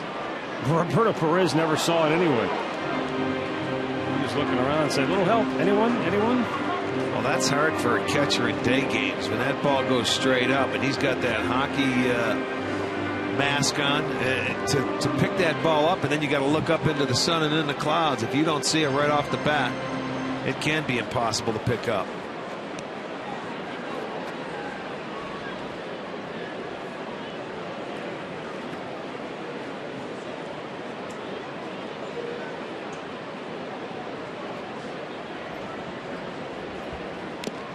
Swing and a foul tip into the glove.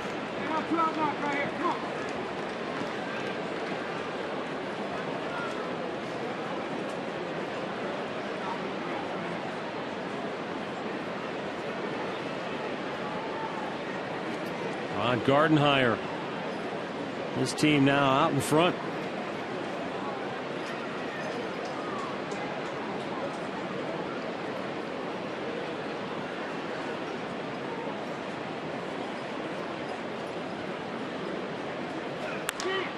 There's a fly ball routine to center field. Michael Brantley camping under it. He'll make the catch. But a couple of bloops for the Twins result in the go-ahead run. It's now Minnesota 2, Cleveland 1 as we head to the 6th.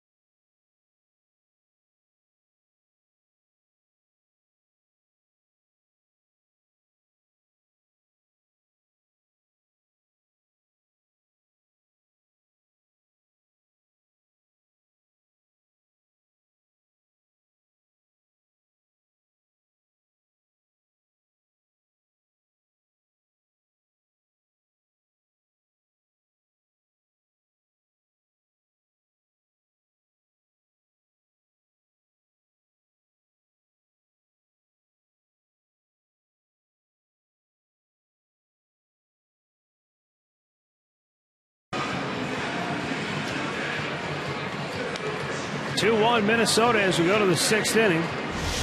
And time for our AT&T fan photo. Remember, you can tweet your photos to us using the hashtag STOFanPhoto for a chance to have your picture shown during one of our telecasts. It's all courtesy of AT&T. Our Cleveland Clinic call to the bullpen. Minnesota goes to the left-hander Caleb Thielbar.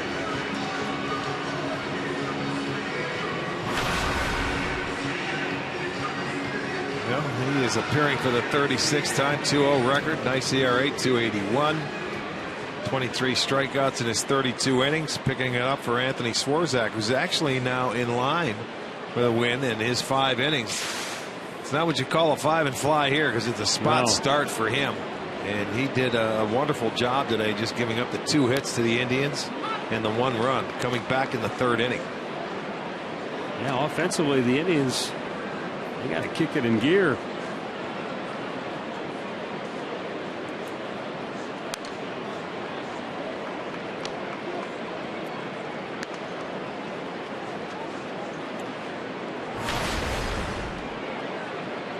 Now, the Indians are 5-4 against the Twins this year. And in those 5 wins, they have played at 4 or more runs every time they've won. And 3 or fewer in 3 of the 4 defeats. So, yeah, you're right. The offense has got to get it rolling. Kipnis rolls one between first and second. A seeing eye single into right field. Well, that's exactly what it is. Colabella running to his right. It's under the glove of him, and Dozier going to his left. And I thought one of the 2 were going to get there because Thielbar was over and covering. Kipnis put his head down. Watch the backhand to Colabella. Just gets under his glove. Just gets under Dozier's. So that'll be a base hit, just a 3rd for the Indians.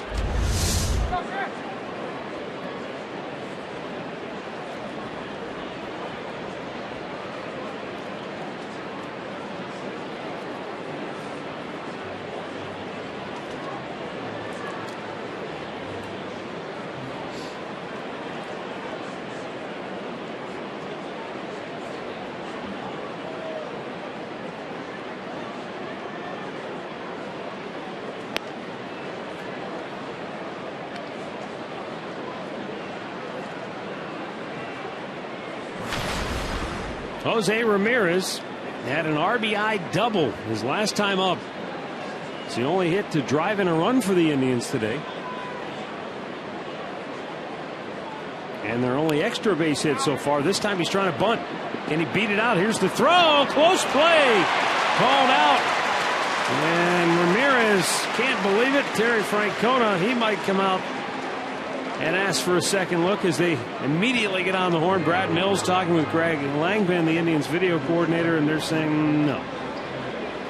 So good sacrifice bunt for Ramirez, but boy, he made it close, Rick.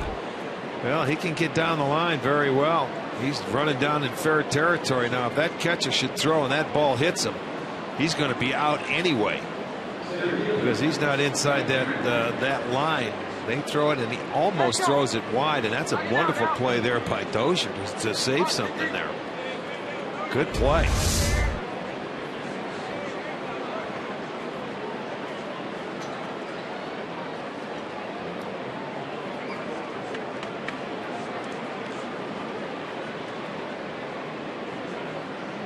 Now Michael Brantley trying to roll one up the middle, but Dozier cuts it off and throws him out 2 away.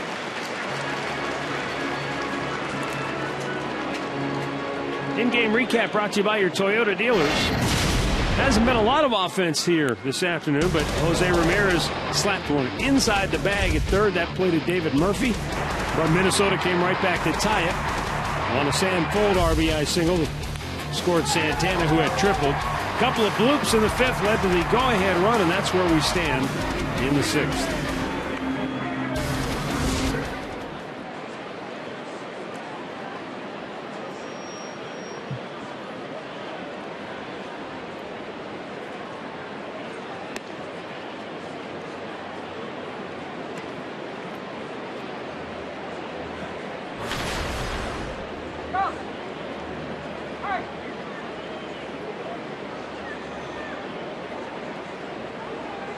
upstairs to Santana. Let's see how careful he's going to be here to Carlos when you have Chisenhall, the left-hander, on deck.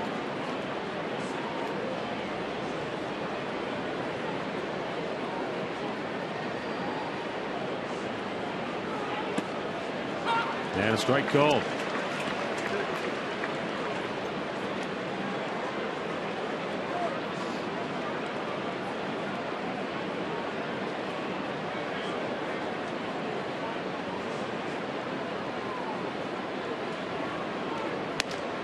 Tried to spin out of the way, but it's called a strike. Indians looking for that 2-out RBI hit again.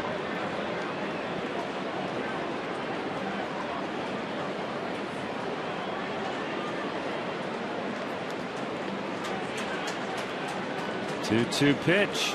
Swung on and missed. Santana strikes out. And the potential tying run ends up stranded at third.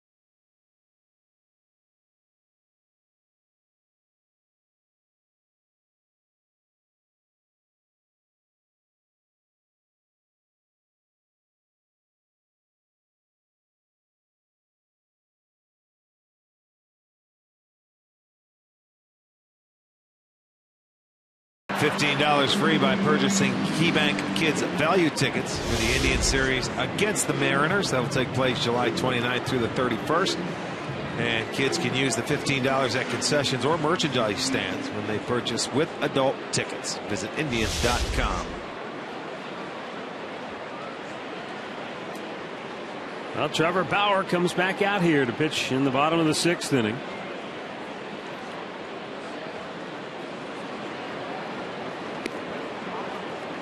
And he has handled Kenry Morales.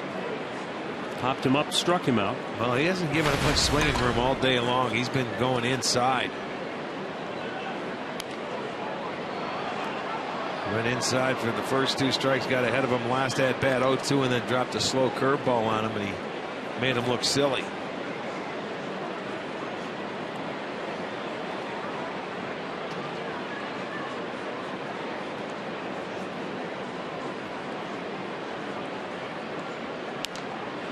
That's back out of play.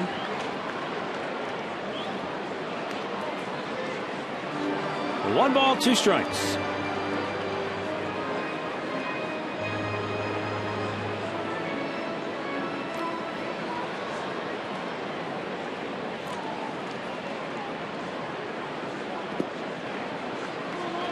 Checked to swing, but held up.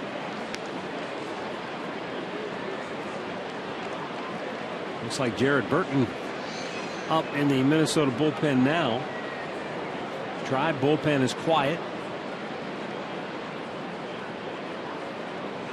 Strikes him out. That's 7 Ks for Bauer. Yeah, he's worked over Morales pretty good today. Time now for a Mazda game break. We go back to the studios. Here's Al Pawlowski.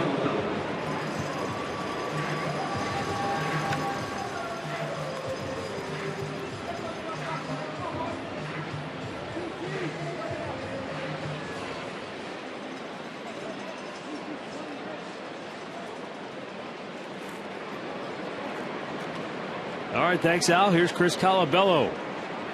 0 for 1 with a walk. Fouls the first pitch back out of play.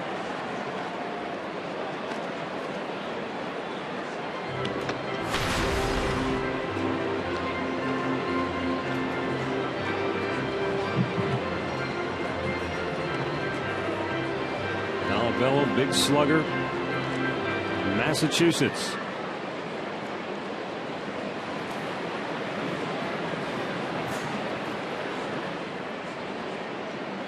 Spent 7 years playing independent league baseball in the Canadian American Association. Finally latched on with the Twins in 2012. Gets this one high in the air. Shallow left. Dickerson in to make the catch, 2 away.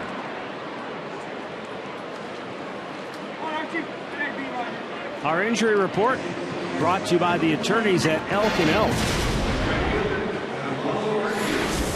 Now in the National League's Western Division, a couple of Giants hurting. Brandon Belt with a concussion. Matt Cain with a right elbow problem on the 15-day deal. That could be troublesome for San Francisco. He's so good. They have a 1-game lead over the Dodgers going into today. Arcia fouling it back.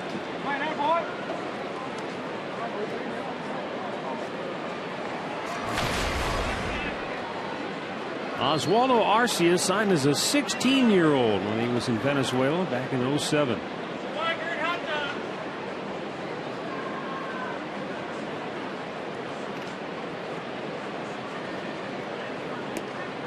Last year as a rookie, got off to a great start.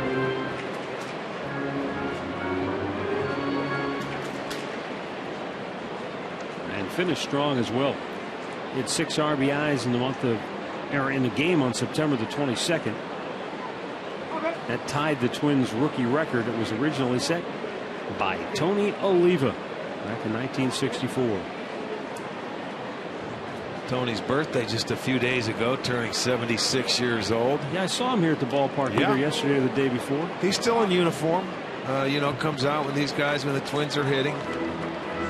Number 6. Yeah, what a great hitter he was. He has a lot to do with the young Latin players that come up to the big leagues and in this organization. Great man, great person, great hitter. Some believe he belongs in the Hall of Fame. Throw it right by him. It's 2-2.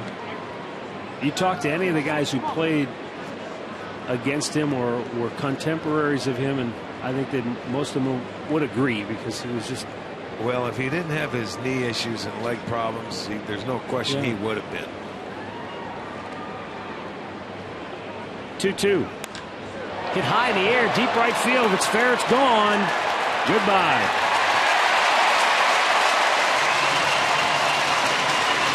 Oswaldo Arcia, with his 6th home run of the year, makes it a 3-1 Minnesota lead.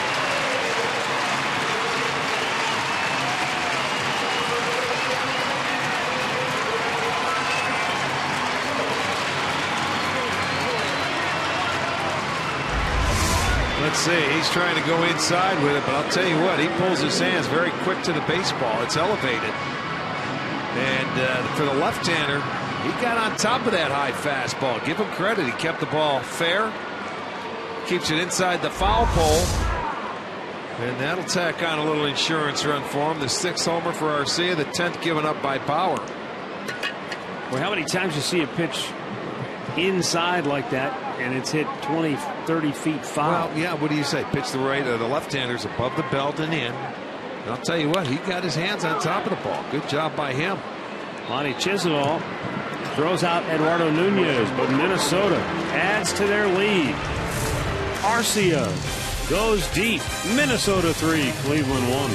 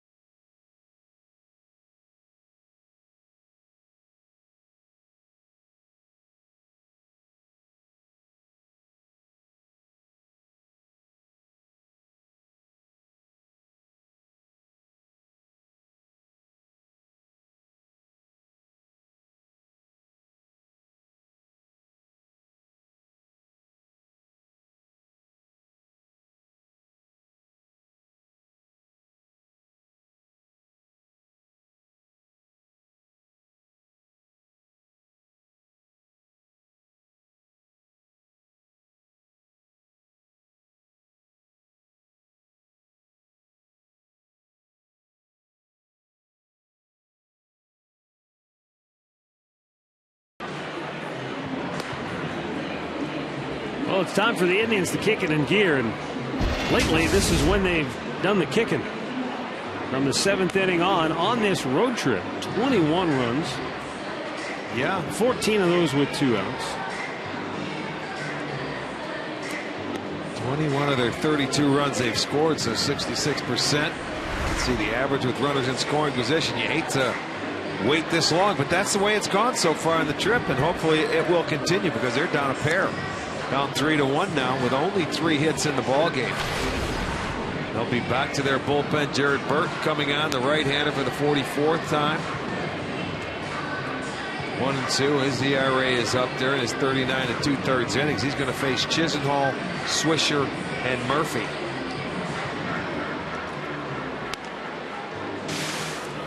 On the year, they've outscored their opposition by 37 runs from the 7th inning on. Yeah, this is what has happened the last time when Trevor Bauer's on the mound in Detroit. It was like, what was it, a 3-0 ball game, and then all of a sudden the offense exploded for a 7th spot in the 7th. He's hoping the same thing happens again, and that's how he got his first road win. It's because the offense came to life. But many times this guy that he has pitched, the offense hasn't been around. Pitch outside, ball 1 to Lonnie Chisenhall, who is 0 for 2.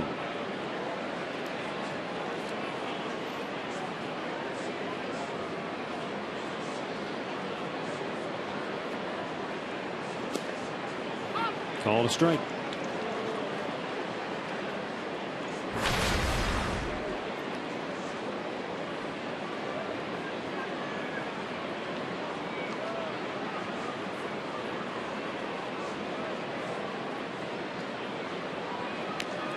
And Lonnie with a foul back.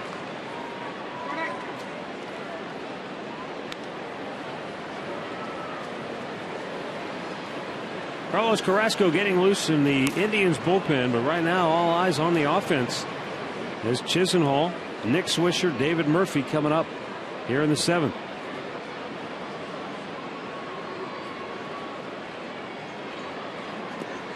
And Lonnie chases one in the dirt.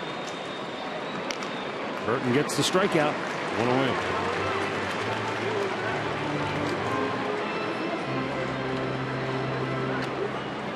Doubleheader on Saturday here on Fox Sports 1 as Bryce Harper and the Nationals take on the Reds. Then it's Michael Brantley and the Tribe going up against the Kansas City Royals. Coverage beginning at 3:30 Eastern on Fox Sports 1, streaming live on Fox Sports Go. Nick Swisher 0 for 2 steps in now. He has struck out, fly to center.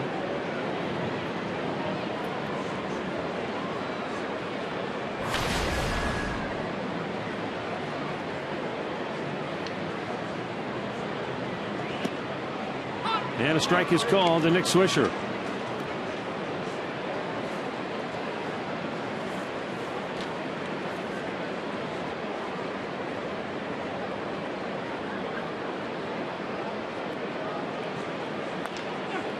Pulled foul.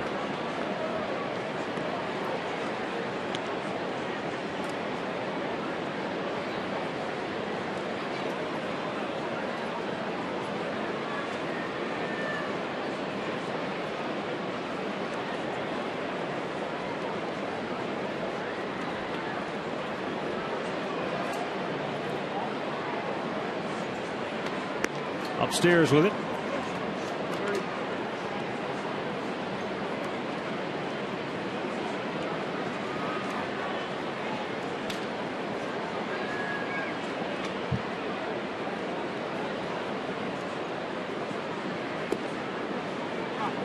Missed outside. 2-2.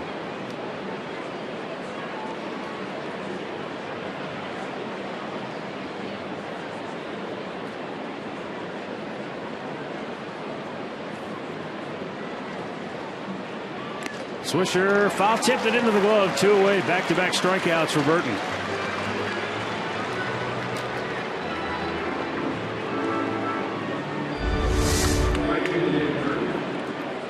Well, he had one up and away. He ends up swinging through it.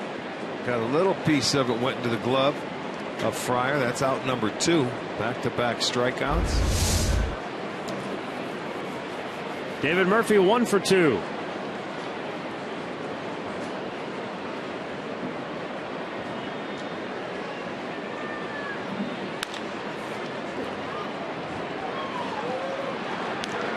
is over. Boy, the Indians go meekly here in the 7th as the Twins lead it 3-1.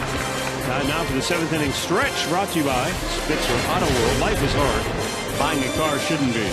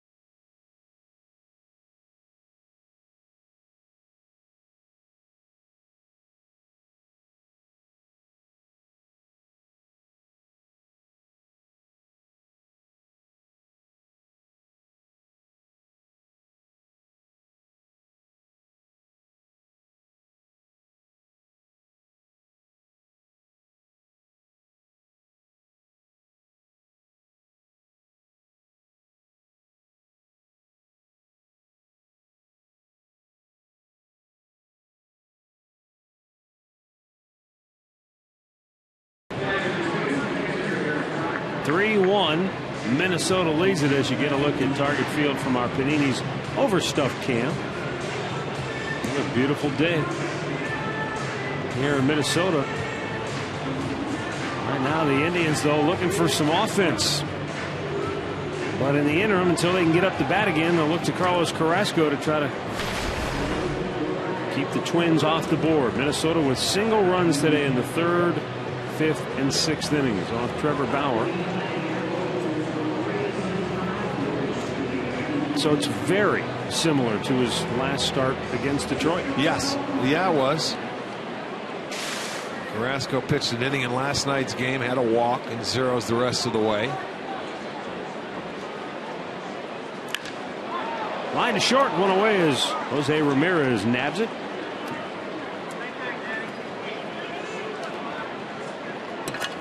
Well, another dollar dog night takes place Friday, August 1st. The Indians host Adrian Beltre and the Texas Rangers. Come on out for that weekend series. It'll be Dollar Dogs Friday night. It'll be post-game fireworks show after, and the music will be set to the 1994 hit songs.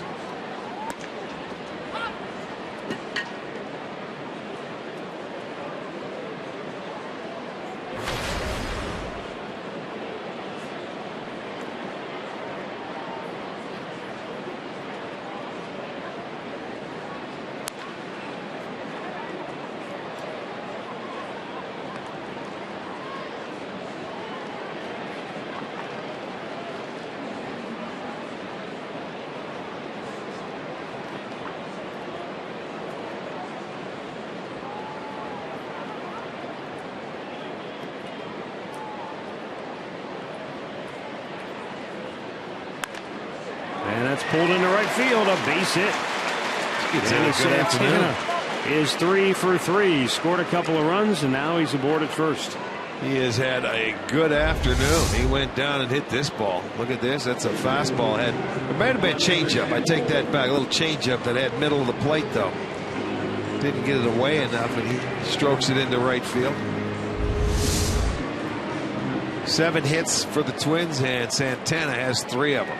Now, I would not be surprised to see him off and running here with a 2-run lead, even though there is an out in this inning. See if they can get aggressive.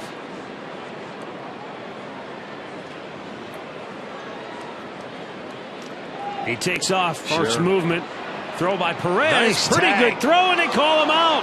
Nice tag. Ramirez able to somehow scoop that throw on the short hop and slap the tag down on Santana to get him. Wow, the second guy that Perez has thrown out, that was not an easy pitch, but the play was made by Ramirez, picking it out in front of the plate. This is our Wendy slow motion replay. What a pick, and got him in the face. Great play on the backside of that by Ramirez. He helps out Perez, so he has thrown out a pair. Look at that. Did you see what happened? His left hand slid right into the spike of Jose Ramirez. I think that's why he was pounding the ground, because that probably hurt. His left hand went right into the spike of Ramirez, and he may be going to get looked at. Yowza. Well, that's what happens. You go in head first in the hands. Yeah, you're right. Caught the bottom of his cleat. Great pick. Great tag.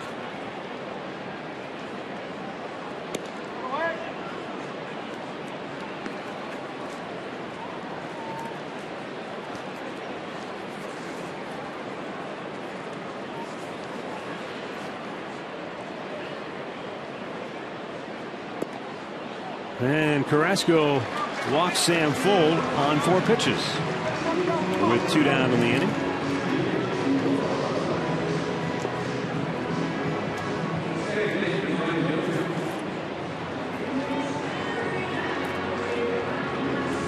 For the Minnesota Twins today, man, this is their 100th game.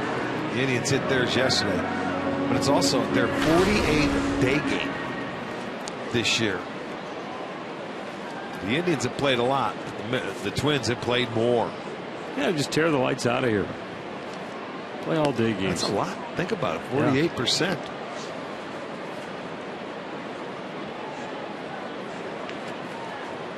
Well, I wonder if this is the Indians' 40th game during the day. If they started the year, though, with a lot of day games to take advantage of the daylight, try to avoid the colder temperatures in April here, if that had something to do with it. Swing and a miss by Brian Dozier. His It wouldn't be RBI. a bad idea, by the way, here in April. Dozier's RBI double put Minnesota ahead in the 5th. They haven't trailed since.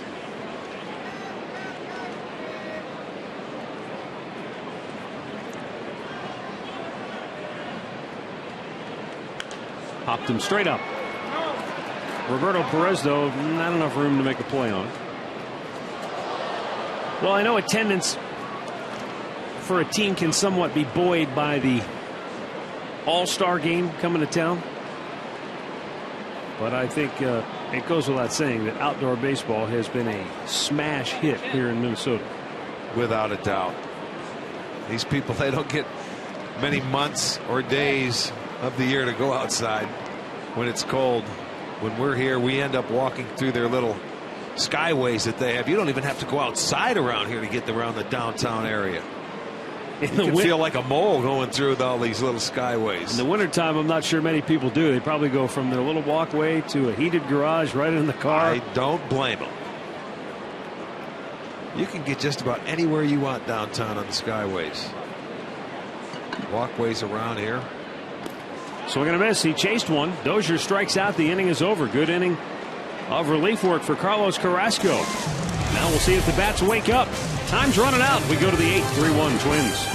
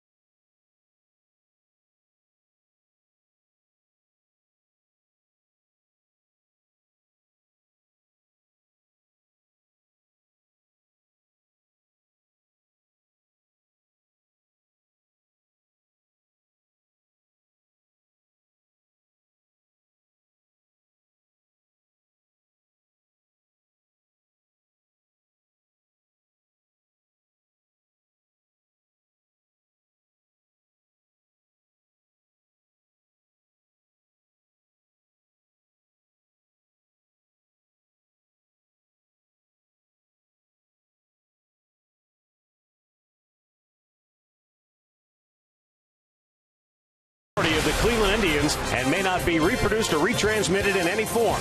And the accounts and descriptions of this game may not be disseminated without the express written consent of the Cleveland Indians.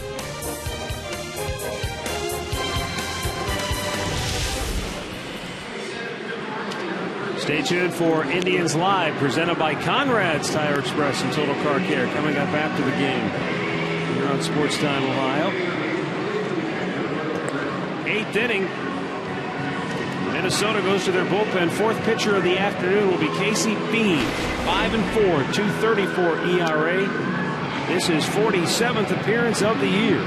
He's walked 6 and struck out 33 in his 42 1/3 innings.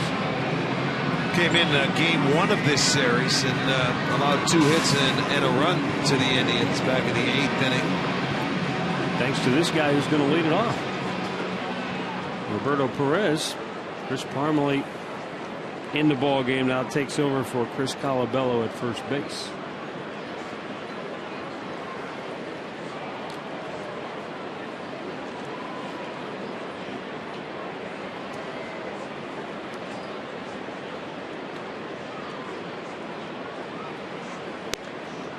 Outside corner, called strike. That's one thing Minnesota pitchers have done today. They've been able to nail the outside corner all day long. Every pitcher they have had to this Indians lineup. Back out of play.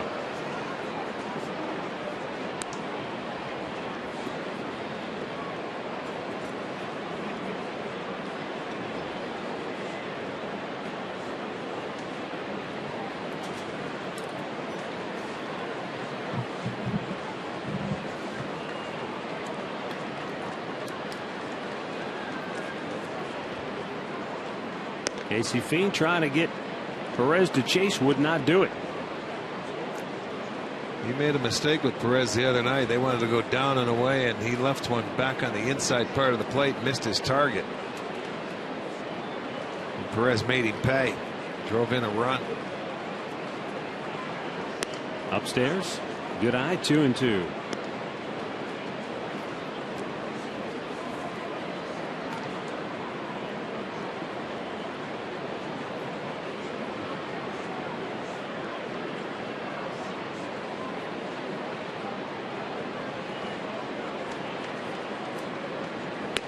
Swing and a miss. He strikes him out.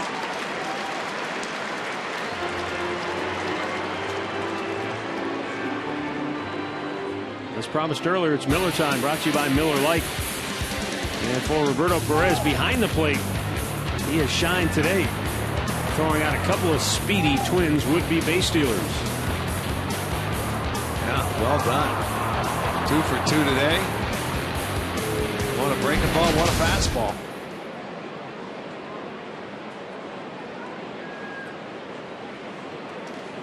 Chris Dickerson with 1 out here in the 8th.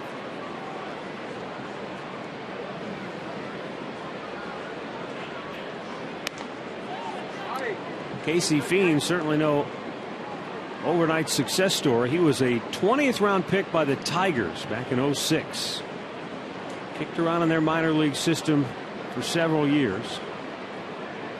But in 2010, the odyssey really began. He went to camp with Detroit. And he was claimed off waivers by Boston and then Toronto and then released by the Blue Jays, went back to the Tigers.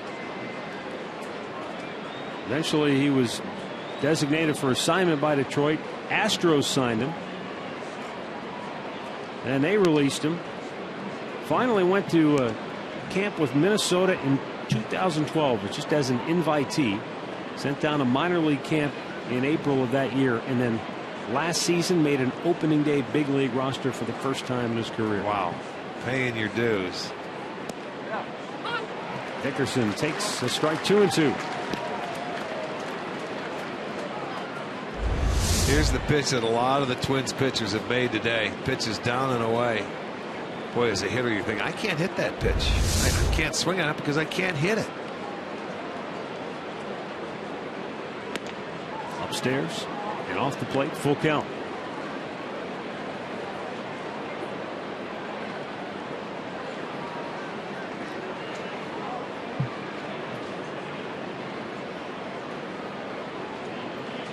And the 3-2 delivery is in the dirt. Ball 4. So the Indians have a base runner here in the 8th inning, and the tying run will come to the plate. But last year, we know how good Cody Allen was. And among right-handed relievers in the American League last year, Cody Allen was 4th with 11.2 strikeouts per 9 innings. Casey Fien was only 2 spots behind him at 10.6. Okay.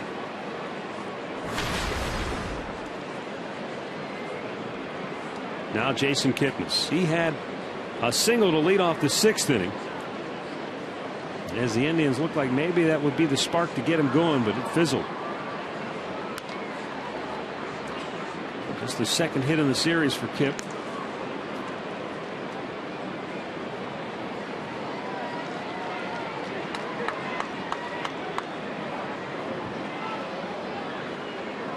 Royals White Sox still tied 1-1 there in the 5th inning in Chicago.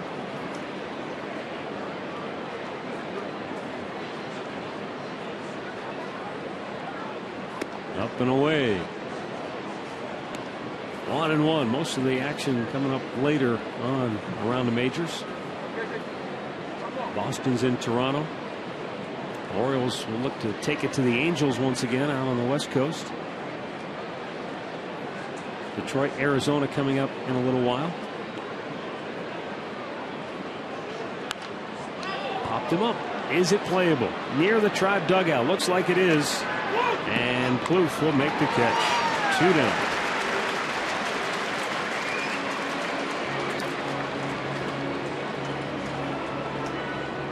Now here's Jose Ramirez batting with 2 down and a runner at first. Drove in a run in the 3rd with a double. And a sacrifice bunt his last time up.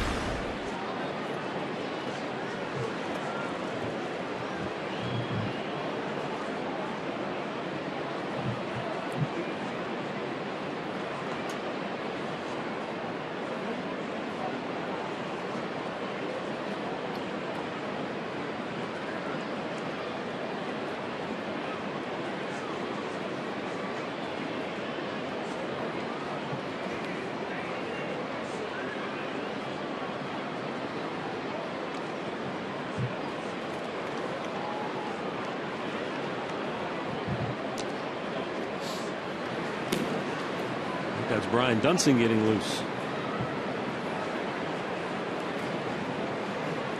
That may be for a hit or 2 down the road. Well, you think maybe if Ramirez would reach, it might be Dunsing to face Brantley.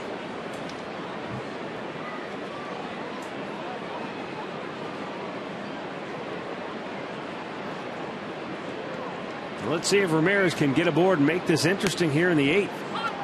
Takes a strike.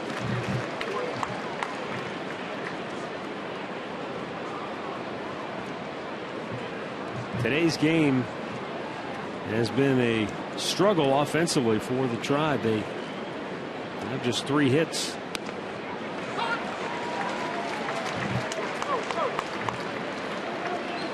Ramirez, his RBI double was a ball in which he just slapped it down the left field line between Trevor Plouffe and the bag. Drove home their only run. The hardest hit ball for the Indians today was off the bat of Michael Brantley, who followed Ramirez with a line drive up the middle, but Nunez, the shortstop for Minnesota, made a diving catch to end the inning and saved 2 runs in the process. That turns out to be, at least to this point, a monster play in the game for Minnesota. Play of the game, no question about it.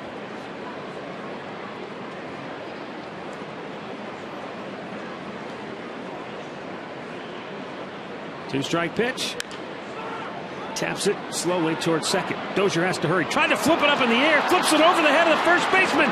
Down the dugout it goes. And so the Indians have runners at 2nd and 3rd with 2 down. They got to keep him at 3rd base. It's too bad Dickerson wasn't at 3rd from the time that ball went in the dugout.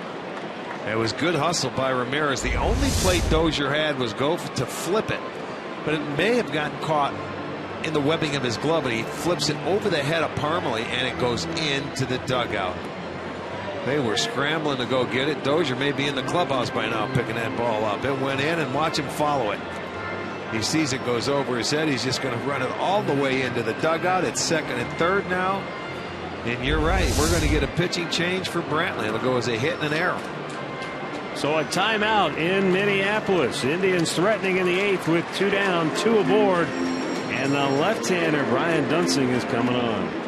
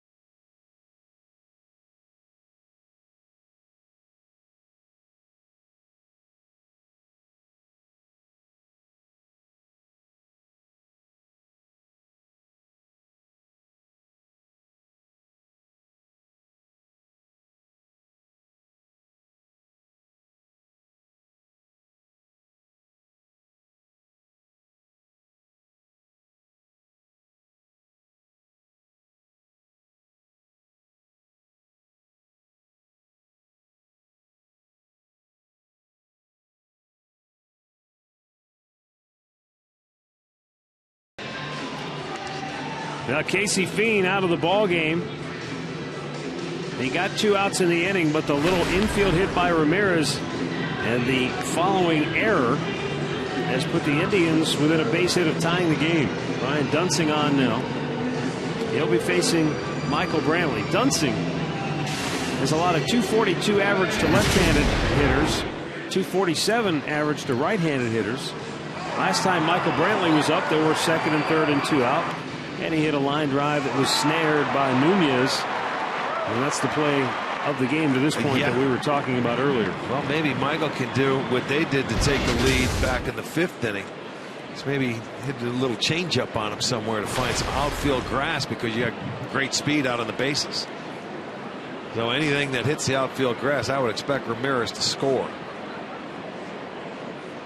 Outside ball 1.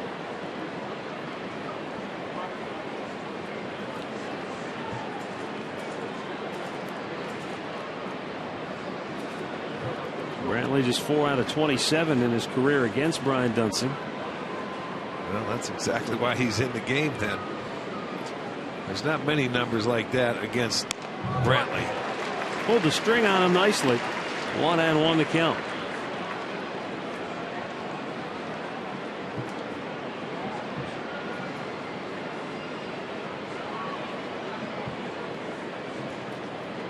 Plus, with a base open, Dunsing doesn't necessarily have to give in to Brantley should he fall behind in the count either. He's got a little bit of a safety net. Missed inside. 2 balls and a strike. That may be that little show fastball in there to go back to the breaking ball away. We've got Santana on deck. Brantley a much better hitter though with runners on base than Santana is.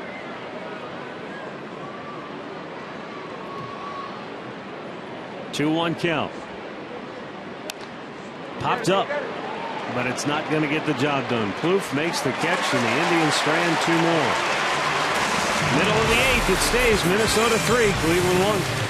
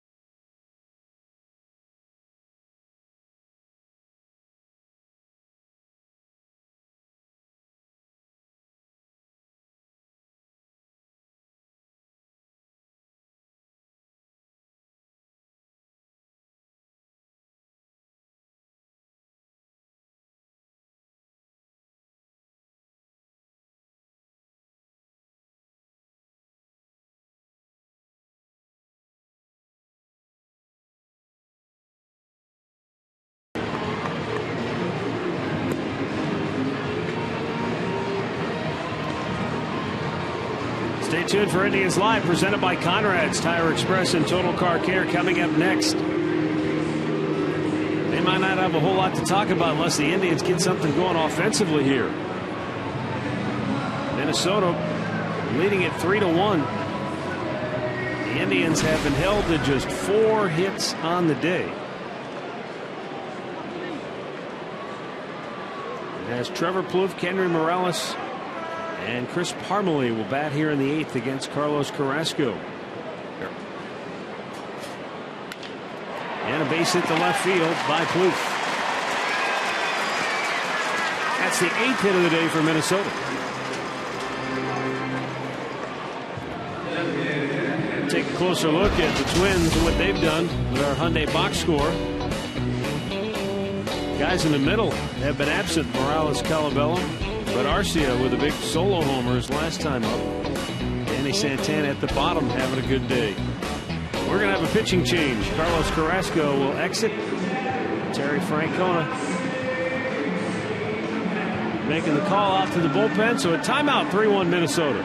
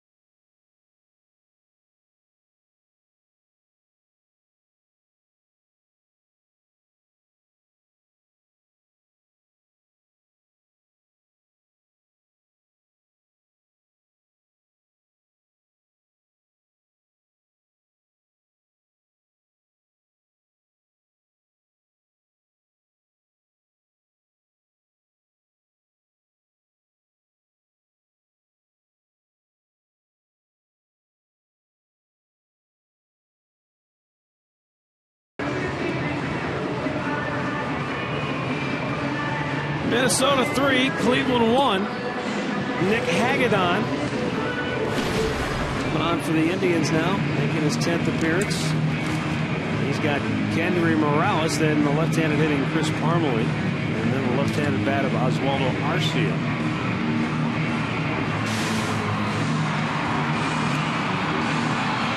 Nick trying to carve out a role in this Indians bullpen.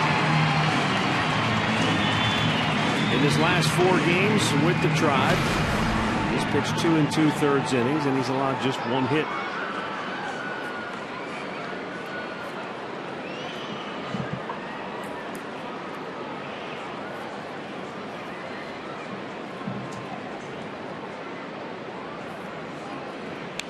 And Morales fouls it into the Tribe dugout.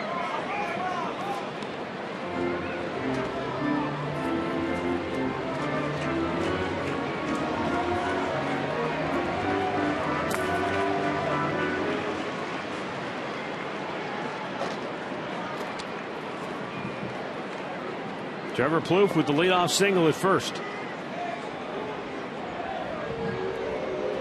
And a breaking ball got him to swing and miss. It's 0-2.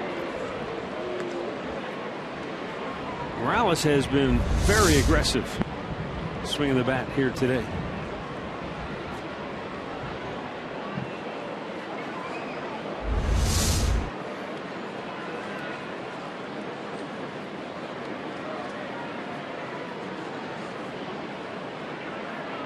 The 0-2. Fastball grooved.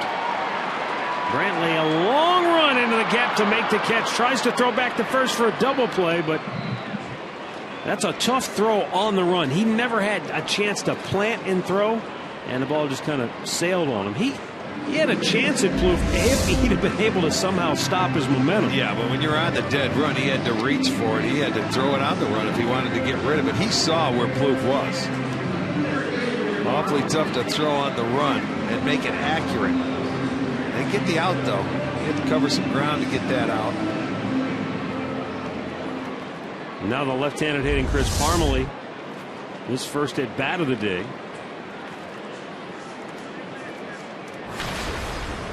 He came on defensively for Chris Colabello, who was 0 for 2 with a walk.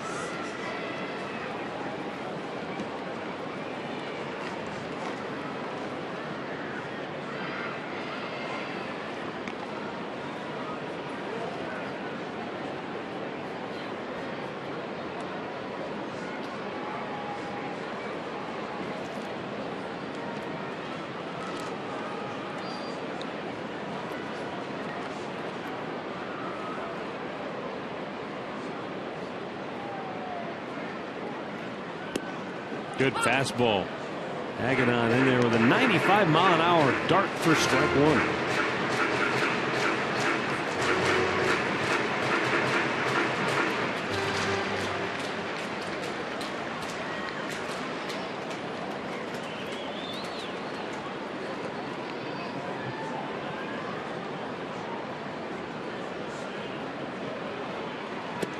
Nick worked 2/3 of a scoreless inning against the Twins in the series opener with a strikeout.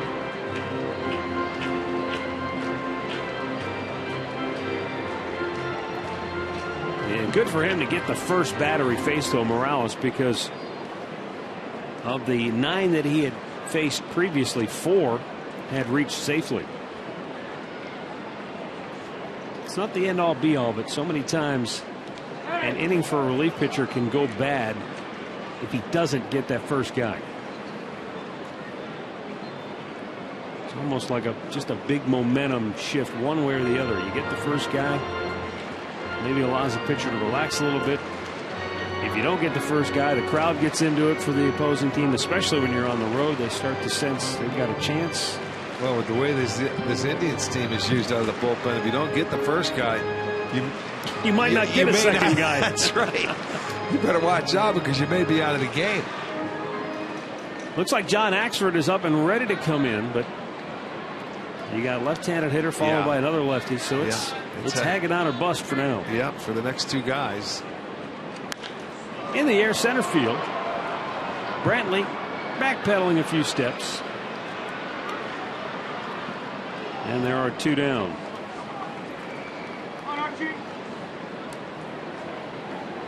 And up comes Oswaldo Arcia, who blasted that home run out of here in the 6th inning. That gave Minnesota a 2-run cushion.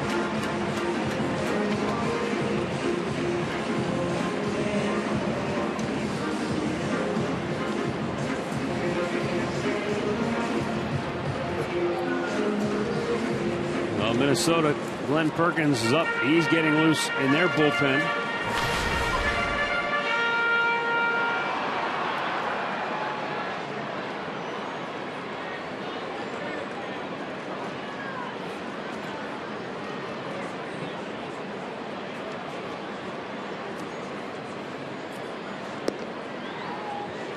Low ball 1.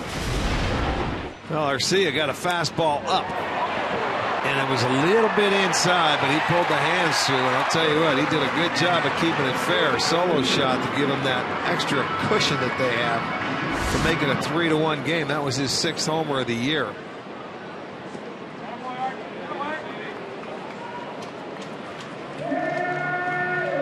Two 2-0 the count on Arcia.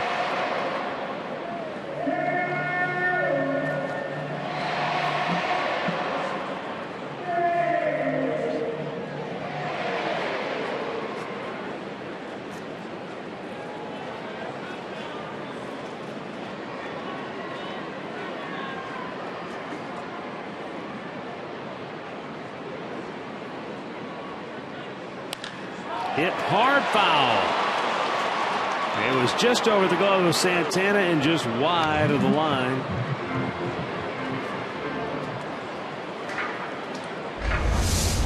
Well, Arcia's a good fastball hitter, and when Hagedorn missed with that first curveball, that's exactly what he was waiting for, that fastball.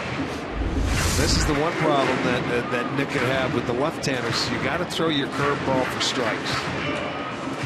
You know, and until they get 2 strikes, I don't think they're going to swing at it. They're going to sit and look for that one pitch, and that's his fastball.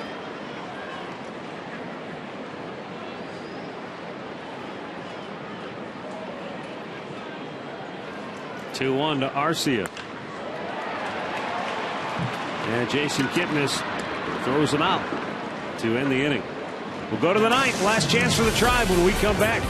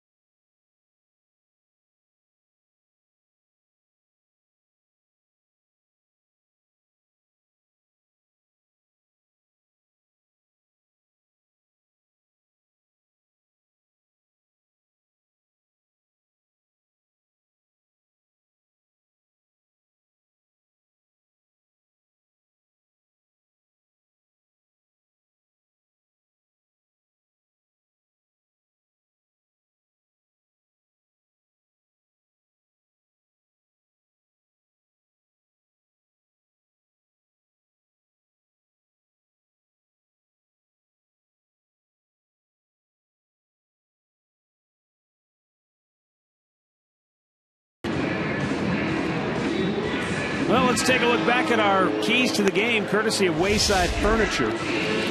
Early offense, Indians sputtered today. They haven't had any offense. They scored 1 run.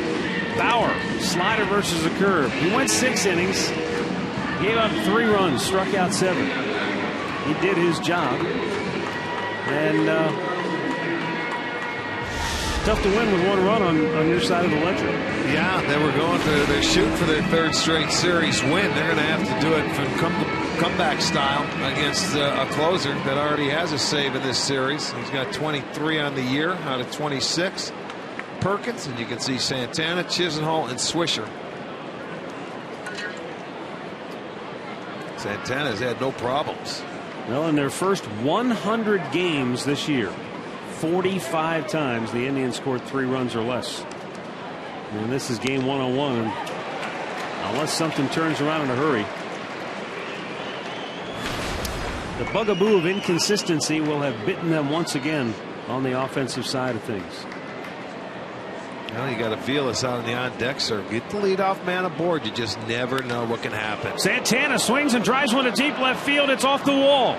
Stay there. He might not get the second. No, He'll he have won't. to put the brakes on. He won't. That's all right. You've got your first man up. How about the numbers that he possesses against Perkins? Unbelievable. Perkins is probably thinking, thank goodness I had a 2-run lead facing him. He lines it off the wall. It's a fastball down. Hit so hard he can only get to first base. But there's your start for the Tribe. That's hit number 5. And now Mike Aviles is going to come to the plate for Lonnie Chisenhall and be the pinch hitter. Tying run to the plate now the rest of the inning for Cleveland. Aviles 0 for 6 this year as a pinch hitter. Out of play to the right.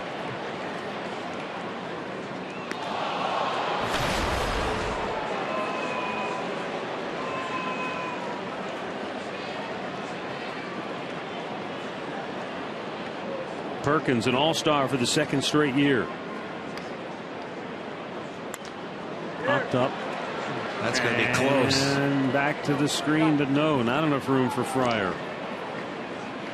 0-2 on Aviles.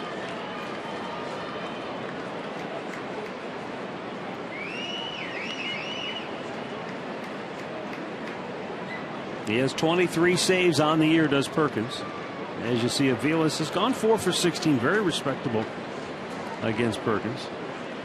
Fourth most in the AL in saves for Perkins with 23. Popped up, shallow left center. Long run in for Fold, but he's there. 1 away.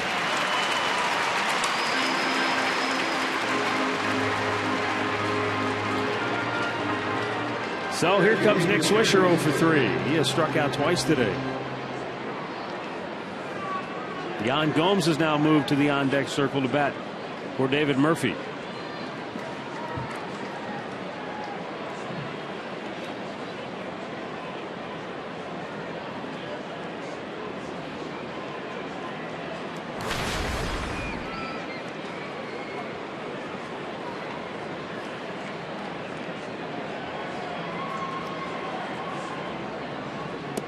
Downstairs. Perkins has allowed just 2 home runs on the year.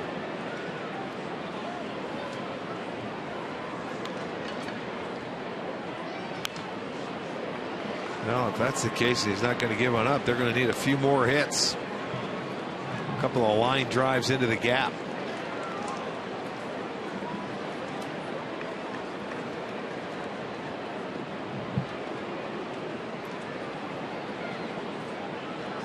The 1-1. Another foul back.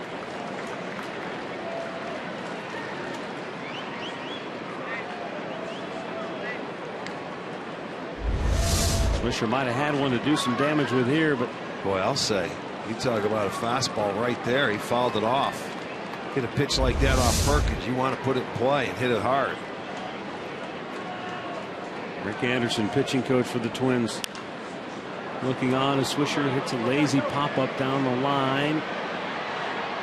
And it drops in foul territory. Parmalee got there, but he's running with his back to home plate. Just kind of threw the glove out there and hope it would go in. Awfully tough play for a first baseman. It's like a Willie Mays catch. Look at him. His back's to the infield. Even though he has played some outfield, he's the only one with a chance, and he runs Dozier off of it. Just awfully tough play.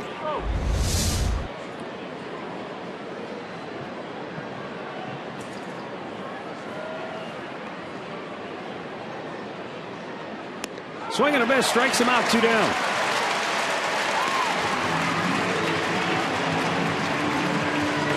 Indians down to their final out now as Yan Gomes will pinch hit for David Murphy. Goes with a little breaking ball and has Swisher way out in front. So he will get his first strikeout, second out of the inning, and the Indians down to their last out.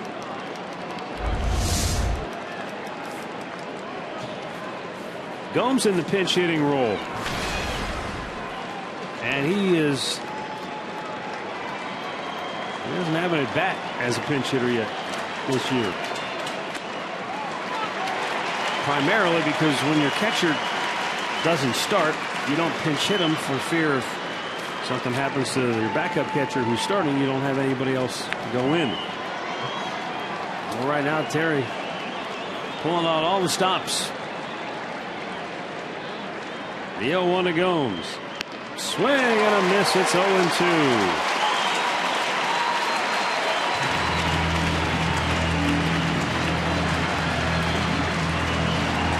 28,291. And they're up on their feet with 2 out in the ninth.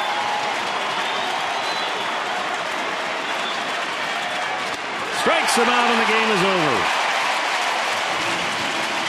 The Indians offense goes silent and they falter in the finale as the Twins take 2 out of 3, winning this one by a final score of 3-1. For the 45th time this year, for the 46th time now in 101 games, the Indians have been held to 3 runs or less as they just manage a single tally here today. Anthony Swarzak, the winner for Minnesota, he goes to 2-0. Save number 24 for Glenn Perkins. Losing pitcher Trevor Bauer, he drops to 4-5. With the win, Minnesota is 46-54. The Indians are 51-50. Time for our key play of the game, brought to you by Key Bank. Now let's go back to the third inning. 2 outs, second and third. Brantley comes up, hits a line drive right back up the middle, and you see Nunez just make a diving catch. That would have made it a 3-0 ball game. He held it right there. Minnesota came back and got a run in the bottom half of that inning, so that's going to be our Key Bank key play of the game.